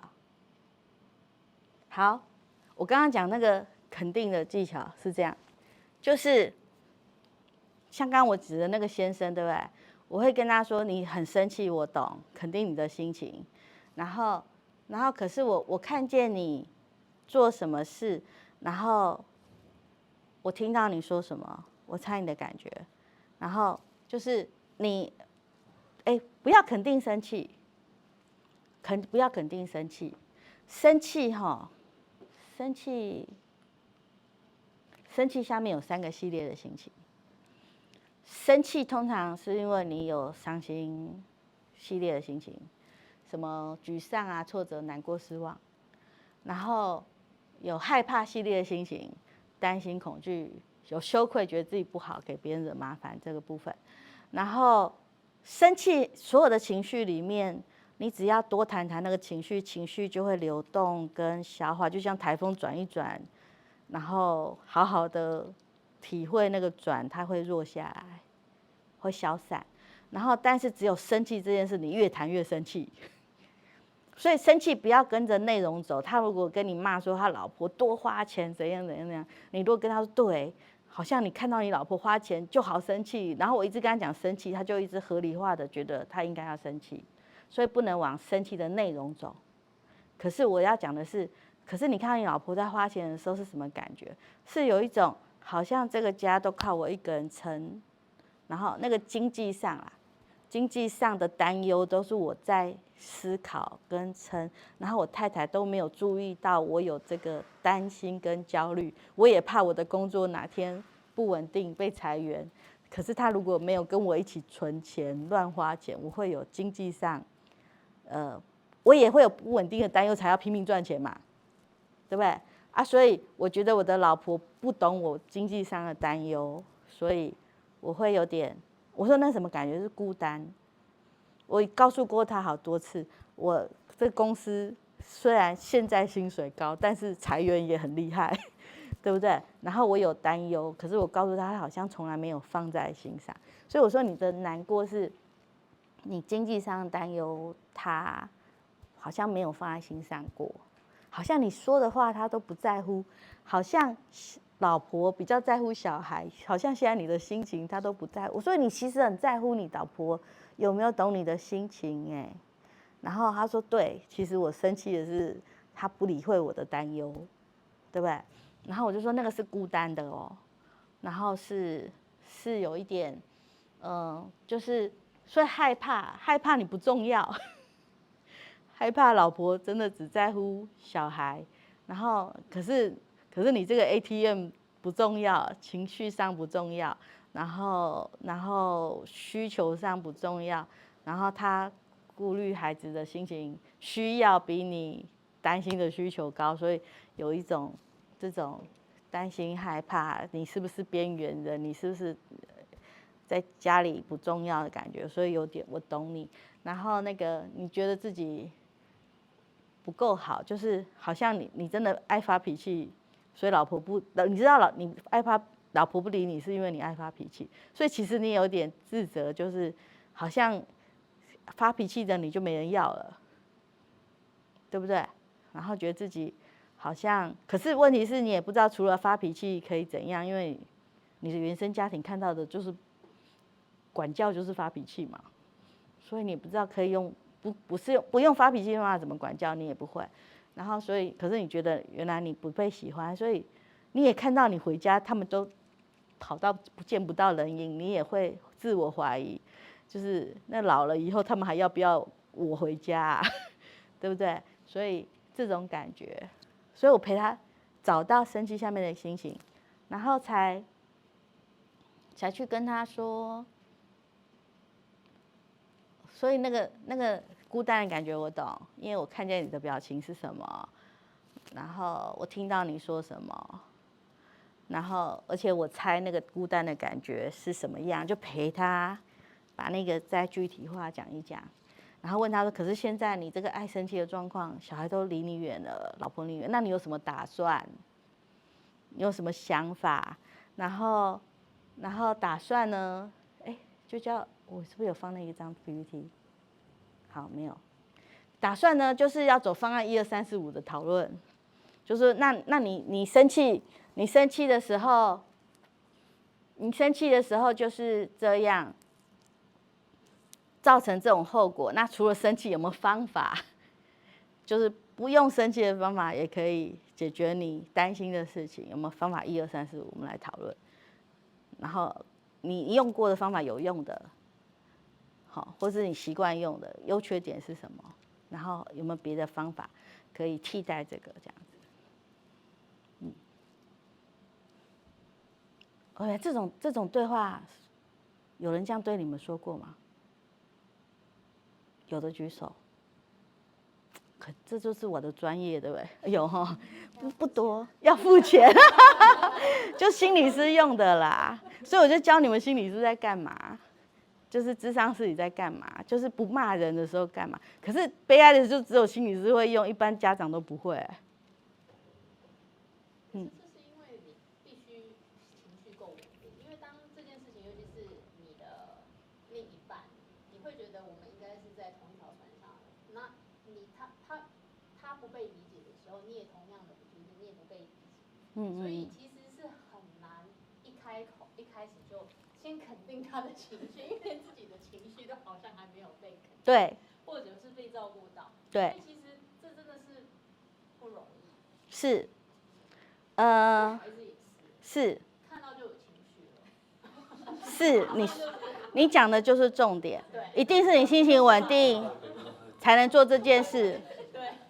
所以呢，我刚刚教你们 7-Eleven 是最基本的款的一样而已哦。后面你问 Janice， 我教他们除了这个什么小赢球静心法、正念减压的底子要打好，这个我们下次再上。我是说下次我有机会再上课，因为我是说这个光是这个就要练，就可以很够练习。好，然后反正就是多教一点。我要说的是，我今天 PPT 一定是讲不完，不然我们我就讲这件事哦。你说我刚刚讲的是情绪稳定的下面陪他整理东西，刚刚那一招你比较容易做在小孩身上，可以吗？好，我刚刚只是就是陪他你做这件事的后果，吃亏、难过，比较容易做在小孩身上啦，因为你是想帮他的，所以你情绪会比较稳定一点，然后，对吧？想象我刚刚是用老先生那个先生的方法，那还真的是我心理师才做得到啦。你们当老婆，尤其是不可能嘛。然后，但是这样的方法用在孩子身上可以吧？我讲到现在有没有一点点信心可以做到一点点？可以模仿一下我这样跟孩子讲话可以吗？就是他生气了，他做了什么事情，然后你可以跟他摊开来说，我看见你的表情是什么，我听到你说什么啊，你是什么心情啊？所以你有这个后果，然后可怜，然后那我们怎么想办法可以把这个状况改善？方法1、2、3、4、5，这样跟孩子讲比较容易，对不对？好，然后跟老公我们剩下的时间讲跟老公的可以吗？同意吗？好，跟老公怎么做呢？没有，你也要学，因为这是伴侣，2个人都要。怎么做嘞？有一次我老公，因为我有时候要演讲，然后我准备 PPT， 然后我有一次那个坐在那边，我的书桌又在卧室里头，主卧室里面，然后所以我就会有桌子就乱糟糟，就是我的咖啡杯啊什么什么的，这样就是资料啊什么的。然后我老公进来，晚上就是他进房间，他就说：“你这桌子乱成这样，我没办法睡，你可不可以收一收？”然后我就给他一个白眼，我就跟他说：“这个我明天就要交出去，你不要吵，很烦。”然后他就生气咯，他就说：“那你房间这样子，我怎么睡？我怎么睡？然后你是要把我赶出去吗？”我说：“谁要赶你出去啊？你这是神经病。”然后他就说：“好，那这个家留给你，我现在就出去。”然后我就说：“你是发神经哦，这种事干嘛这样？”他就说：“好好好，我现在就走这样子。”然后这种你们有时候冲突会到这样吗？对对对，没有啊，但是他就是在发神经啊，所以我才说他发神经嘛，对不对？对对对对对，然后结果我就发现他激动到他要夺门而出嘛，然后我也气到一肚子火啊，觉得这个人怎么这样子无理取闹在发神经，然后我就跟他说停一下停一下，然后我要强调我讲的叫停一下，很多人讲的是不要吵，不要讲了，来，大脑会把不要动的删掉，只听到讲。你跟小朋友说，我现在跟你们讲哦，不要动，你都会觉得很想试试看，你可不可以动？就是你说不要讲不要动，就会有一个好想讲话的冲动跟好想动的冲动，那个是很奇妙的大脑的现象哦。所以你要叫他停，你不能讲 don't， 你要讲 stop。所以要说停一下停一下，不要说不要动不要讲了，然后闭嘴，这个他都会更想说话。好，所以小朋友也是都要叫他停一下，不是叫他不要讲不要动，然后不要跑，他就跑更会跑这样子。这很神奇的大脑的现象。然后，所以我就会说停一下，停一下。我说我们两个都在生气，我们各自去跟生气在一起，晚一点再谈。我会先打个红灯，就是生气的时候不要做决定，然后生气的时候不是爱的话不要说，所以我会先喊停，承认我自己在生气，然后，讲到这个有一件事又要讲一下，好了，我就插了另外一个等一下会回来。为什么我要说我在承认我自己生气，你知道吗？因为太多人说话是用 double bind， 就是双重束缚的语言，然后让你很困惑。我会跟你说，我很担心你，你知道吗？好，看起来很凶，对不对？然后你感受到我在生气，在凶，可是我的内容叫做担心。你要相信我的语气还是内容？65%的人相信语气，可是我说我担心你呀，然后我用这种生气的语气在说担心的时候，这个人他的感觉是生气，听到的叫做担心，他会思觉失调。思觉失调以前叫精神分裂症，精神分裂症的家庭都用这种方法讲话。然后让你的思考跟内容无法一致，然后听到的大部分都是宕机，不知道怎么反应。第一代用这种 double bind 的方法讲话，第二代的人会情感混乱，第三代就会出思觉失调的病人，然后只会出一个啦，只出一个。可是其他人叫做幸存者，就会把这种方法再往下这样讲话。OK， 好。然后，可是为什么就是那个思觉失调真的很惨？我真的照顾过几个，他们家真的都用 double bind 在说话。然后，可是我觉得这社会10个有8个在用 double bind 说话，真的是很无奈。然后，可是就是会有那种我很爱你，你知道吗？你感觉得到我在爱你吗？你只觉得我不知道哪里惹火我了。然后，可是这种为什么第二代会情感混乱？你知道吗？因为我说。我看到你在生气，我会感知到你在爱我，然后所以呢，他会习惯觉得这种8点档的才叫爱，会骂你的才是爱你，然后他也知道你被骂，我可以怎么应付这种骂你的人，习惯了，所以他不会觉得就是那种温泉鱼吃脚皮习惯了，就是继续吃脚皮一辈子也没关系，对不对？可是他不知道原来有清水的鱼可以吃青苔的，比较健康的。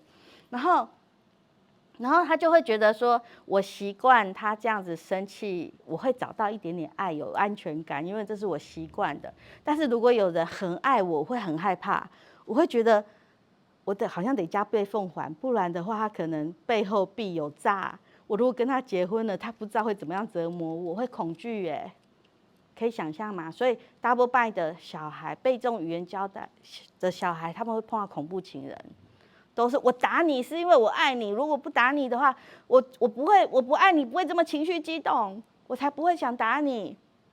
然后他就会接受这种被爱的方法，就接受恐怖情人。OK， 所以我常看到那个新闻，连议员都被家暴，都是这种家庭长大的啊。你就会接受会对你暴力对待的伴侣啊，所以我们不要用 double bind 方法讲话，就是那种我没有在生气，明明就是语气是生气，可是你要说我没有，所以我又回来，我是为什么跟我老公说停一下，停，然后我说我承认我现在在生气，不能说我没在生气，所以我现在在生气，但是我会跟生气在一起，我不要情绪勒索你，你也不要情绪勒索我，所以我说停下来。我现在我们两个都在生气，我们各自去跟生气在一起，等我们冷静下来再来沟通。所以这是我的第一步 ，OK。然后他去哪随便他，然后我就自己要冷静我自己，对不对？然后我就发现，我就去我那个常常静坐的沙发，就坐在那边，然后就跟自己说：好，我发现我真的是气得要死，真的今天碰到神经病。然后然后我就跟自己说，我发现我承认我今天还在生气，然后我生气下面呢，我就会问刚刚那个，我难过什么？没有啦，那我难过就是他在发神经。然后我害怕什么？没有害怕啦，就是他很无聊。然后有自我怀疑，没有，怎么是我怀疑？怎么没有？我就知道哦，好啦，还不够冷静。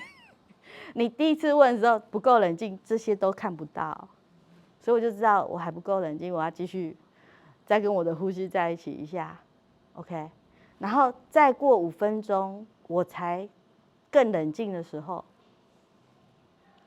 我才再问自己第二次哦，为什么要强调这个？因为你们一定也是这个历程，正在气头上看不到后面这3个星期。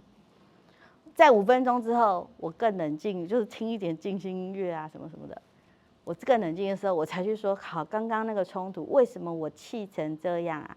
他跟我说，他叫我收，然后我就生气，我拒绝，然后他跟我说他搬走，他不要理我，我为什么那么生气？我说这里面我有难过吗？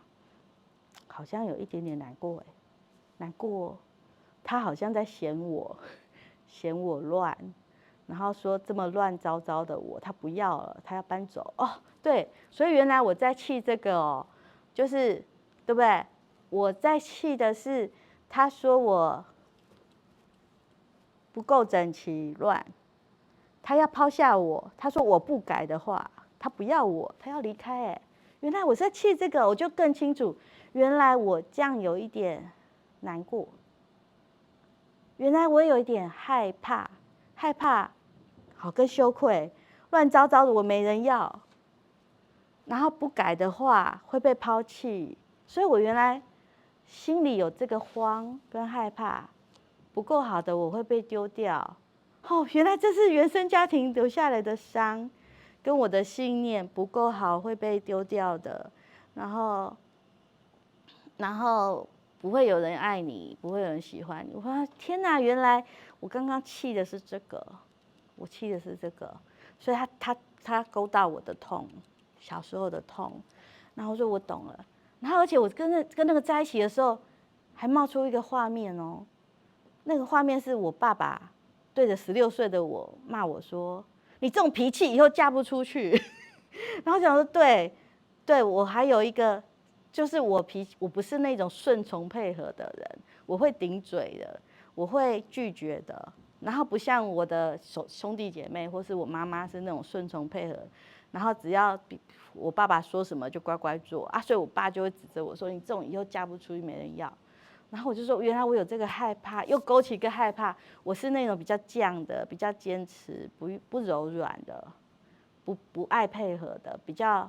就是我怎样我就会讲出来的，然后那个害怕这样的我不会有人要。原来我爸16岁就在诅咒我，你知道吗？我们有时候骂小孩那个是诅咒，一辈子害怕，就是这样的没人要你，这样你找不到工作，这样子你以后就是在路边乞讨好了，就是那一种原来是以前留下来的伤，所以不只是我的乱被他嫌，还有我的个性没有柔软的配合。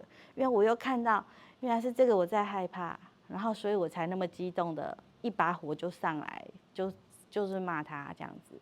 然后我说哦，原来我是这样，我懂了。然后我就那个伤太多，所以我那天晚上自己好好的疗愈，跟好好的休息，跟照顾那家小孩，跟睡觉。然后我就没有去找他。然后可是我先照顾我自己，知道自己受什么伤啊，所以他踩到我的情绪按钮了，然后我就知道。然后第2天我就去跟他说，我跟他说昨天你叫我收桌子啊，我就突然我不愿意，之后你再骂我就生气。我说其实我很难过，我用一致的方法跟他说，我没有用 double bind， 我说一致的跟他说，可其实我很难过，因为我觉得乱糟糟的我你是嫌弃的，然后你不想要跟我住在一起，我很伤心也很害怕，所以我就很难过。还有就是我又不是那种很顺从配合的，会很有意见的，然后我觉得你可能不会喜欢我，所以我很难过。然后我老公就吓到了，他就说啊，你是这种感觉哦？他说我没有这个意思。然后我就说，啊，你没有这意思，不然什么意思？你不是就是嫌我乱吗？然后他就跟我说，他就说他自己也沉淀一个晚上，他跟我说，他说他其实是他进来跟我说乱，然后我给他一个白眼说不理你，就是他的需求我不在乎，所以他只好很放大强调说你在不在乎，我要离开咯，就是可以想象吗？他说如果你不在乎我，我很难受，然后我会想离开，想要逼我正视他需要我的注意力，而不是我的注意力都在工作上，对不对？他觉得，然后他说，可是我还跟他说神经病，这个工作真的比你重要。他听到的是这种感觉，所以他就说好好好，不然我走掉好了。既然我对你不重要，我离开好了。然后我还跟他说，你不要再发神经，就更没有照顾他那个不被在乎的感觉。然后我就说，原来你是这样想的哦。我说我里面没有想到说，原来你要我的在乎哎。然后可是我听他这样讲，我好有安全感哦。我本来怕他遗弃我，结果他是怕我不在乎他，哎，莫名其妙，超有安全感的。然后他也突然很有安全感，因为他本来觉得我好像不在乎他，什么事都比他重要，结果原来我是怕他遗弃我，哎，他也蛮有安全感，所以我们两个就莫名其妙和好了。从此我再乱他都不会骂我，真的。然后我再拗他也不会生气，哎，就很有趣耶。所以这是我自己帮自己做的伴侣咨商，就是你要知道你自己脆弱的部分，那一致的说。可是你要先知道你自己到底在气什么，而不是抓着那个内容，就是他就是他那个乱，就是他不就是我已经受够了，不是只有这个乱，还有哪里乱？就是他不是抓着内容跑，而是去抓那个感觉这样子。好，有没有想到什么要分享的？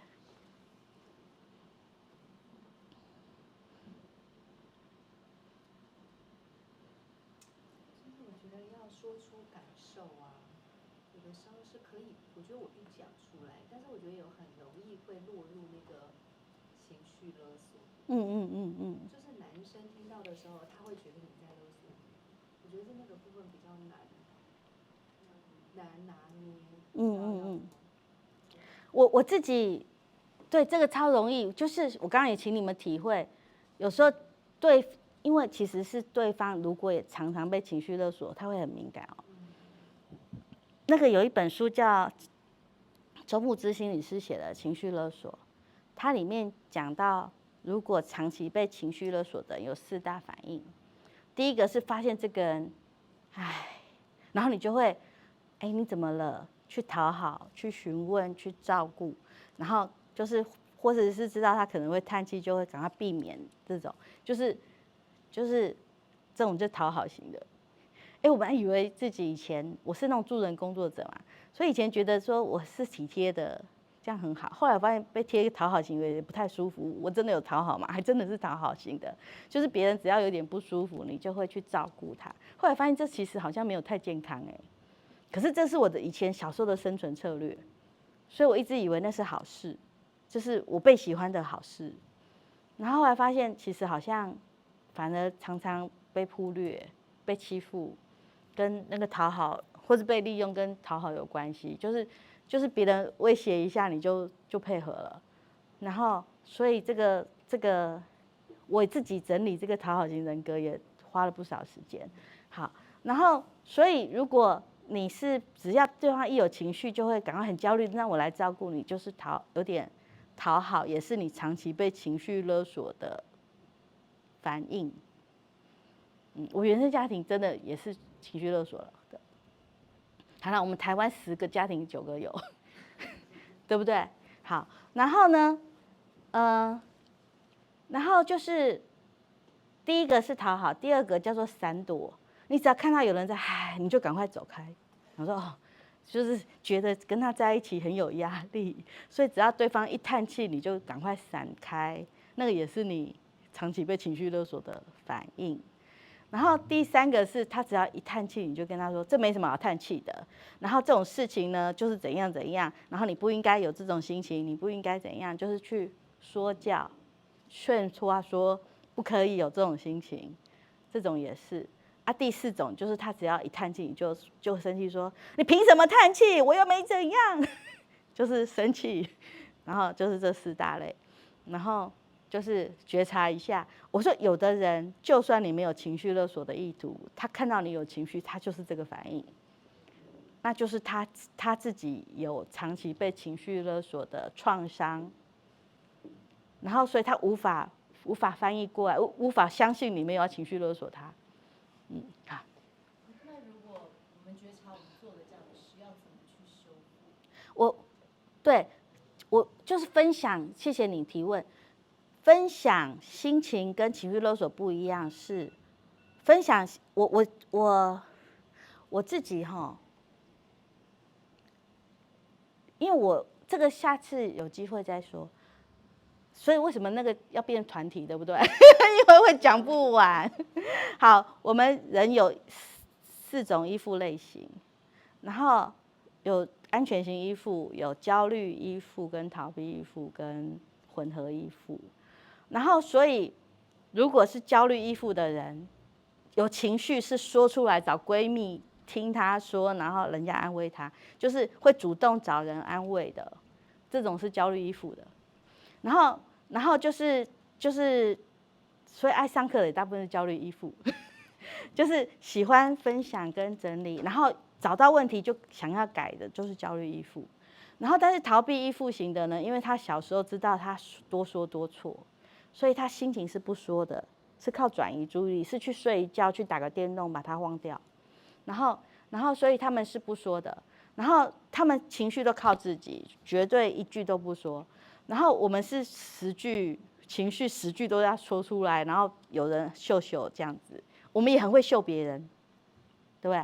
好，然后但是也很需要被秀秀这样子。然后这一种我自己是焦虑依附的，然后所以我自己跟自己说，在冲突中，我要自己把自己的情绪10分调到剩3分，就是我那时候坐在沙发上整理的那个。是把它降到3。从我之前的话，我一定是一直说，我什么感觉，然后要对方说，不然我会很难受。我绝对不可能坐在那边跟自己对话。所以我的成长是跟自己说，我先自己负责降到剩3分，把我那个激动、生气自己调节，自己倾听自己发生什么事，自己调节降到剩3分。所以这3分我用一致的方法去跟我老公说，他就听懂了。然后只是分享，没有要叫他从此不准给我有这种感觉的意图。然后我也会告诉他说，我只是跟你分享，但是没有要叫你负责的意思，这样可以。这样就叫分享，就不是情绪勒索。好。所以你刚刚也说你在跟你先生对话的时候，你只是分享你的感受而已，就不再讲任何其他的。没有，对，因为我也跟自己说，我的那些创伤应该是我自己要成长跟负责。我也知道他没能力，他是逃避依附，他调节能力、情绪的能力比我差啊，怎么可能靠他？他连自己都去睡觉跟打电动，他连看都不敢看，他哪有能力照顾我？所以我只是要跟他分享，让我有说的对象。后来我跟我老公说，我现在心情不好哈，然后你可以的话听我讲10分钟。然后中间不要给我意见，不要说话，就看着我，让我讲10分钟。然后他做到，我就谢谢你，很棒。虽然只有满足到2分，可不管他有没有听，可是我自己有被理解的需求，这是我照顾自己需求的方法。但是至少他不要给我意见啊，不要评论啊。所以说你不要评论，不要讲话。可是你看着我，真诚的看着我，然后让我讲10分钟。然后我就说讲完了，谢谢你，好，我调节好多了。这是我后来调整后的这些技巧，就是因为他自己本身就是这种事，他都会否定，没什么好生气什么什么的。我就叫你闭嘴，先别讲，就是只要让我调节就好了。然后我不期待他要懂我，或者是照顾我这个部分，因为我要比自己照顾自己比较重要。我要对我比他厉害嘛，对。不然我就要找跟我一样厉害的人听我讲，对吧？那我回到小孩身上，嗯。我想问一下，因为我有试着，比如说小孩情绪很激动的时候，就是深呼吸，我们来冷静。那他们有时候情绪也很高涨，他们拒绝做这件事情。我不要冷静，我要深呼吸。对，你不要再叫我深呼吸。对，因为他感受到我在试着，我不知道他可能是觉得我在阻止这件事情。是。好，我跟你说，我刚刚为什么要说 time out 是幼稚园前，10岁幼稚园前才有机会，你叫他这边吸气，他才会听你的话。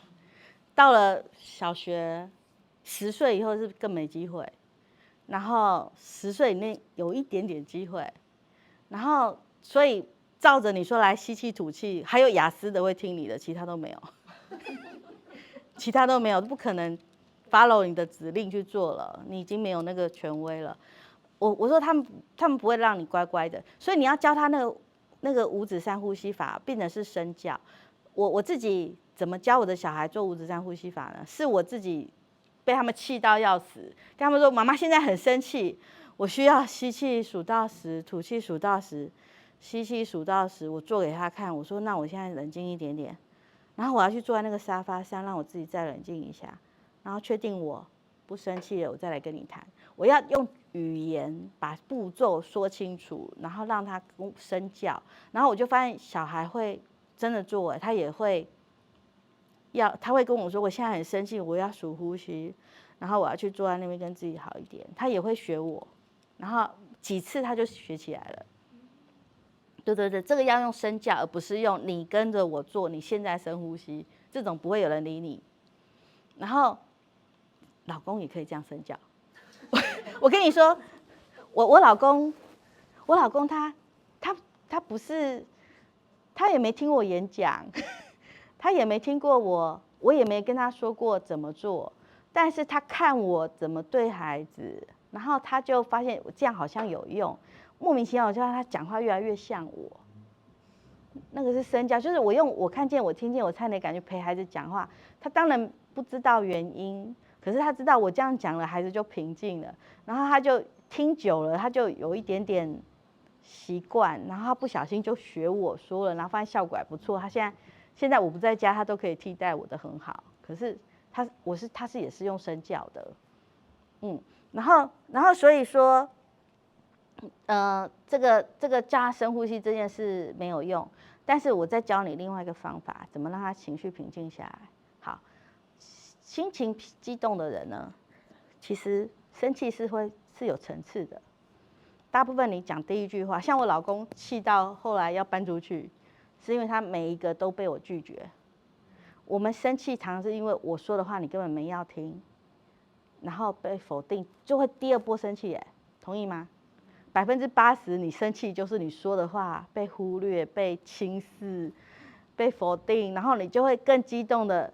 要他的注意力跟重听，生气是所有心情里头能量最高的心情，所以很多人爱用，而且它有吸引注意力的功能，它有获得权力的功能。谁常常是生气，另外一个要比他大声，看谁大声就获得掌控权，然后大家就听他的，不是吗？所以生气获得注意力，或者权力，或者问题解决力，所以很多人都爱生气，甚至很多公司都是用生气的，很多父母就是用生气，因为这太好用了，对不对？可是你用这生气，一方面他们就被你卡在那边，卡在那个道德最低的地方，然后一方面很多就是报喜不报忧，很多事你不会知道，然后所以生气它尽可能少用，可是它超好用。然后，所以，可是如果你要降低对方的生气，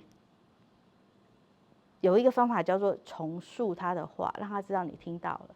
听到不等于同意哦，我听到不等于我同意，可是我听到了，他光是知道你听到，他会情绪会下去，很奇妙。就是所以把他的话重讲一遍。我举个例子。有一次我在法院，我还有一个工作叫法院的家事调解委员，就是那种离婚的来谈判的，就是我很爱玩冲突，所以没冲突的反而很无聊。好，然后所以我就去做家事调解委员，就有一个男人，就是那种有一点点江湖味这样子，然后他来的时候就拍桌子，那个法院还故意弄那种看起来很豪华的桌子，他也拍耶，好。他就去拍桌子，然后他就说他凭什么跟我提离婚？我跟他婚姻在结婚的时候在他身上花超过100万，他敢跟我提离婚，然后就一副就是要来打人的样，就是很暴怒嘛。他太太还真的找个社工陪他，就是可见常常都是被他吓得皮皮唰，对不对？然后我就跟他说。这种胆子不够大还不敢讲话哎，然后我就用重述的，我跟他说，你们体会一下，假设你是他哦，好，拍桌子说，我在他身上花超过100多万，他敢跟我提离婚，然后我就跟他说，我听到你说，在这个婚姻里，你付出很多的钱在他身上，所以他提离婚，你很生气。有没有被听懂的感觉？所以他气就维持在 level 1，没有再上去。OK， 不然的话，他应该第2句要更生气啊，懂吗？然后他第2句他就说，而且他上班的时候，我都送他去，送他回来，那个单程都40分钟，来回1个半小时，我每天这样做，他跟我提离婚，对不对？然后我就跟他说。你在告诉我，这个婚姻中你付出很多的服务，然后他好像都不懂你的付出，所以你很气他跟你提离婚。他是不是生不了气？有没有感觉？没办法更生气。然后他就说，而且他上次生病的时候，然后我就请假了3天，然后我自己都就是把我的工作停下来，还失去我升迁的机会，就是为了照顾他生气，这样对他不够好吗？他其实是越讲越温和哎 ，OK 有没有？然后可是都是因为我重述哦，我说所以你觉得你对他不只是金钱上的服务，我重述，还有那个照顾，还有他生病的时候，你其实是。衣不解带的照顾他，所以你好生气，他怎么可以这样子就提离婚？然后他就说对，然后他就讲不出话来了，因为他也不用重复讲，因为我就懂了。然后他生气就下去了。然后我就问他老婆说：“那你现在讲的这些，你听你知道嘛？哈啊，你怎么想？”然后他老婆就跟我说。对他真的花很多钱在我身上，他真的会接送我，生病也是他照顾我，但是他喝完酒他会打人，然后我实在受不了，被他打太多次，我要离婚。那我就说，所以你其实是，你懂他，其实在婚姻中有照顾你，但是这个喝完酒就打人这件事，你实在是承受不了。然后他就说对，而且他跟他说好多次叫他戒酒，我给他非常多次机会，他都没有要做。然后我实在是不想再这样生活下去。我说，所以你不是只有1次喝酒，他1次打人就提离婚，你是忍了好多次，试过很多方法没有改变，你才来提离婚。他就说对，然后我就说那你怎么想？他就说啊，好啦，算了，就离婚吧。啊，就这样20分钟就解决了，不然应该是要吵很凶，弄很久，对不对？然后这样20分钟就解决掉了。然后你看重述多厉害，重述会让一个生气的人心情下去，然后慢慢的说他的话。这个光你们今天就记得重述就好了。这个可是重述要有勇气，因为这不是我们的习惯。我光对，就是做得到重述就可以跟我一样当心理师了。说真的。好，我是摘要，就是换句话告诉他我听懂什么。对，这个其实还蛮困难的，因为我们看到的他讲的话讲出来，其实你不是只有重述，我觉得你有一点去翻译。你说对了，就是翻译。对，这个不是翻译，我把我听懂的再讲一遍，然后跟他核对，他说对，就是有一点点，就是核对啦。我说叫核对吧，翻译跟核对，核对你要说的什么我听懂了，然后他就气会下去哎，好神奇哦，真的，我自从会重塑以后都不怕坏人。我跟你讲，有一次，哎，超过时间没关系哈。小朋友是3点半下课。好好好，我有一次哦，碰到一个喝醉酒的醉汉，然后因为我骑车的地方，我们那个社区大门，我骑车进去，然后骑车的时候刚好有个醉汉跟我们那个警卫拉拉扯扯啊，那个醉汉就指着我说：“你给我停下来！”然后因为他挡着路，我也只好停啊。然后我就停下来，他就指着我说：“你给我停下来！”我说：“我听到你叫我停下来。”然后他就呆住了，然后他就说，他就很有创意的用2只脚把我的那个机车前轮夹住，然后跟我说：“你不准给我动，不要给我动。”然后我就跟他说：“我听到你叫我不要动，而且你把我的车轮夹住，我也动不了。我知道你叫我不要动。”然后他就不知道讲什么，然后他就说，我警告你哦，不要给我乱讲话，不要跟我乱动哦。我就说，我听到你警告我，叫好不要乱讲话，不要乱动，我知道了。然后他不知道怎么办，他就放开我，然后让路给我，让我走。就是他那个在闹脾气的人，他要看到你的恐惧跟你的抵抗，他才有东西可以闹你。结果我就是完全说，我听到你叫我干嘛，我知道了。然后我是这个态度，然后又没有害怕，又没有生气，然后他就拿我没办法，他就这样开了，就好好笑哦。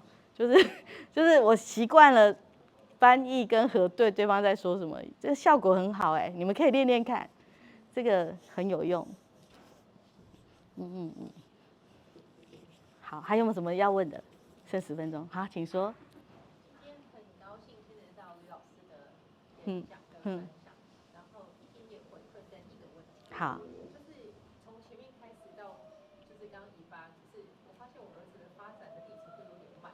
比如说他现在其实已经，我的大宝跟2宝都是男生。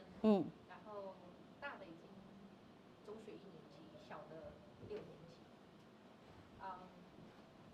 我的大的，他到现在还是会对奖惩制度兴奋不已，所以我觉得很妙。就是，可是我觉得是归功于这个学校，因为这学校不讲奖惩，所以他的钢琴老师最近他是中学1年级，他发现竟然有这一招，就是如果老师觉得我弹得好，有10个印章，我可以换乐高哎。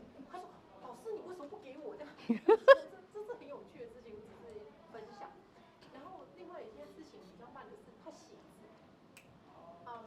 我非常同意，就是刘老师你刚刚讲的，就是小孩很小的时候写字对他来讲痛苦，尤其是我儿子，我不是那个直升机妈妈，就是他写不好就 let go 的那种。可是他到现在中学，他写字还是有点，就是结构不是很完整，我就会觉得，哎，是不是？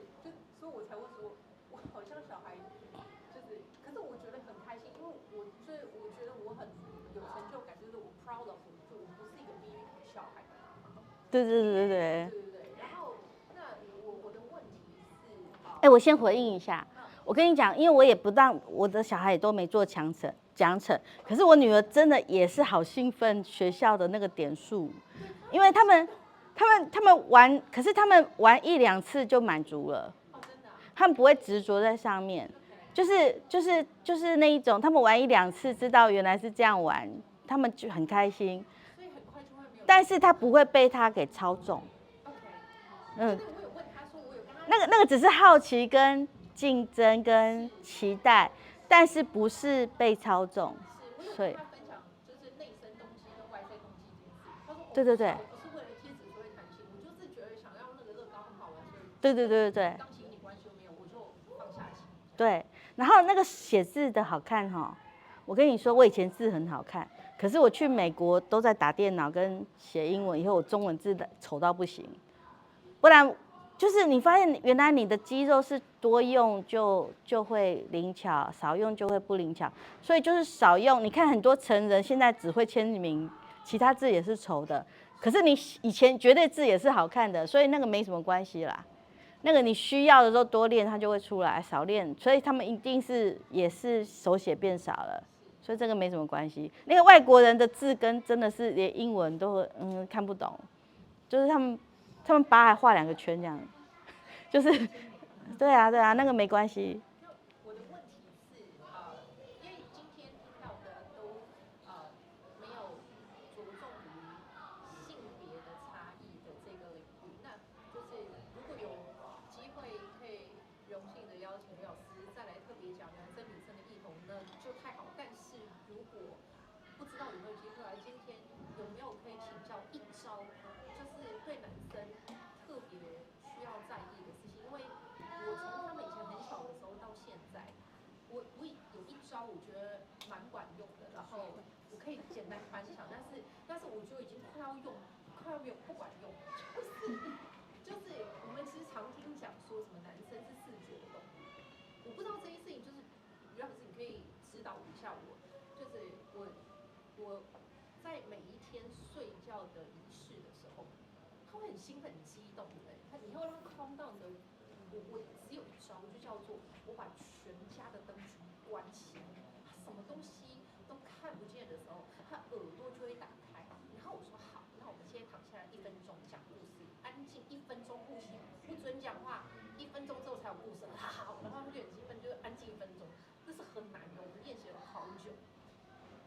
好，那生气的这件事情，其实我后来也用了类似的方法，就是我给你看花妈，好吧？花妈，或者你孩子在生气的时候，你也不用讲这句话，你就直接把手机打开来，给他看花妈。1分钟之后，你再去跟他讲说你刚才生气对，就好。好。一个男生的处理情绪，这跟性别没关系，那个视觉型的、男型的不一定跟性别有关系啦。然后当然男生女生有差别，但是你这个视觉型的，你也找到一个方法，就是让他用就是真的。你知道小孩要睡觉，其实是家里的灯关掉，有那个睡觉气氛，你总要营造那个气氛啊。所以这个一定是好用的。然后加上那个声音，他们就昏过去了嘛，所以就还好。然后可是你要说你那个手机拿出来，那个叫转移注意力。所以你小孩肯定是逃避依附的，就是有情绪的时候转移过去就好。可是你不要再强化这件事了。这样子变成其实是你不知道怎么面对生气啊，你也不敢讨论生气，也不敢跟生气在一起，所以你教他用手机转移，他也被你教会了。看1分钟之后，我就回去讨论这件事情，也是。可是你是转移呀，不是跟情绪在一起，然后转移掉他就忘记了。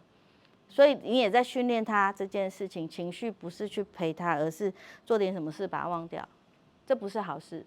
可是这是很多逃避依附的人会做的事情，就是有的人跟老婆吵架，不知道怎么办，就去外面去跟那个交友网站跟一些那个妹聊天，然后聊完转移注意力，然后他就好了，他就可以回家，然后又乖乖的去洗碗洗衣服。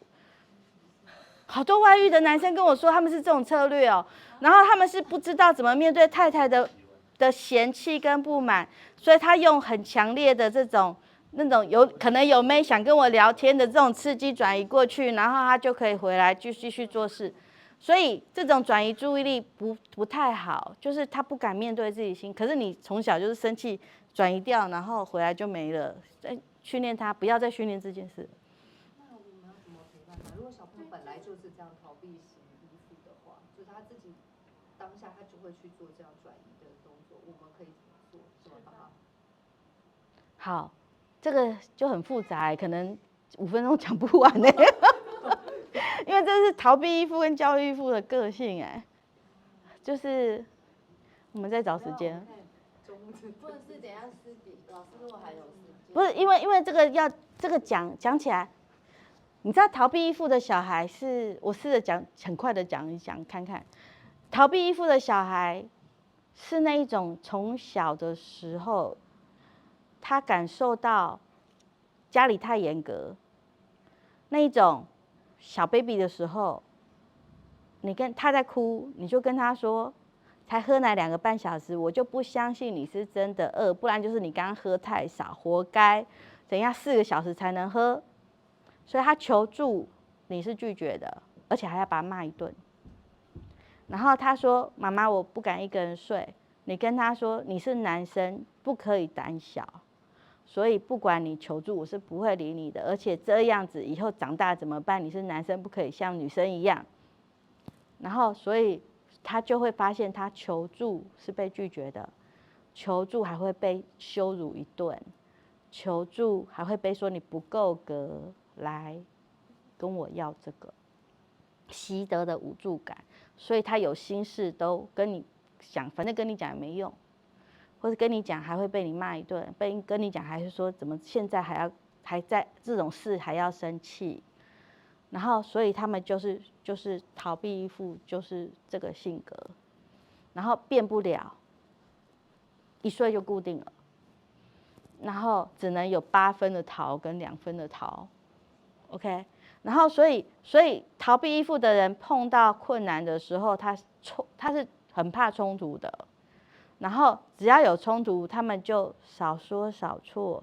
然后你要叫我讲原因，你误会死我也没关系，我是不会讲的，省得你生气本来5分钟，我讲了以后生气变15分钟，更可怕。然后只要有不舒服的感觉，我就要去做一点刺激的事情，让我转移到那边啊，忘记了，我就可以回来，就可以真的没事的回来继续跟你相处。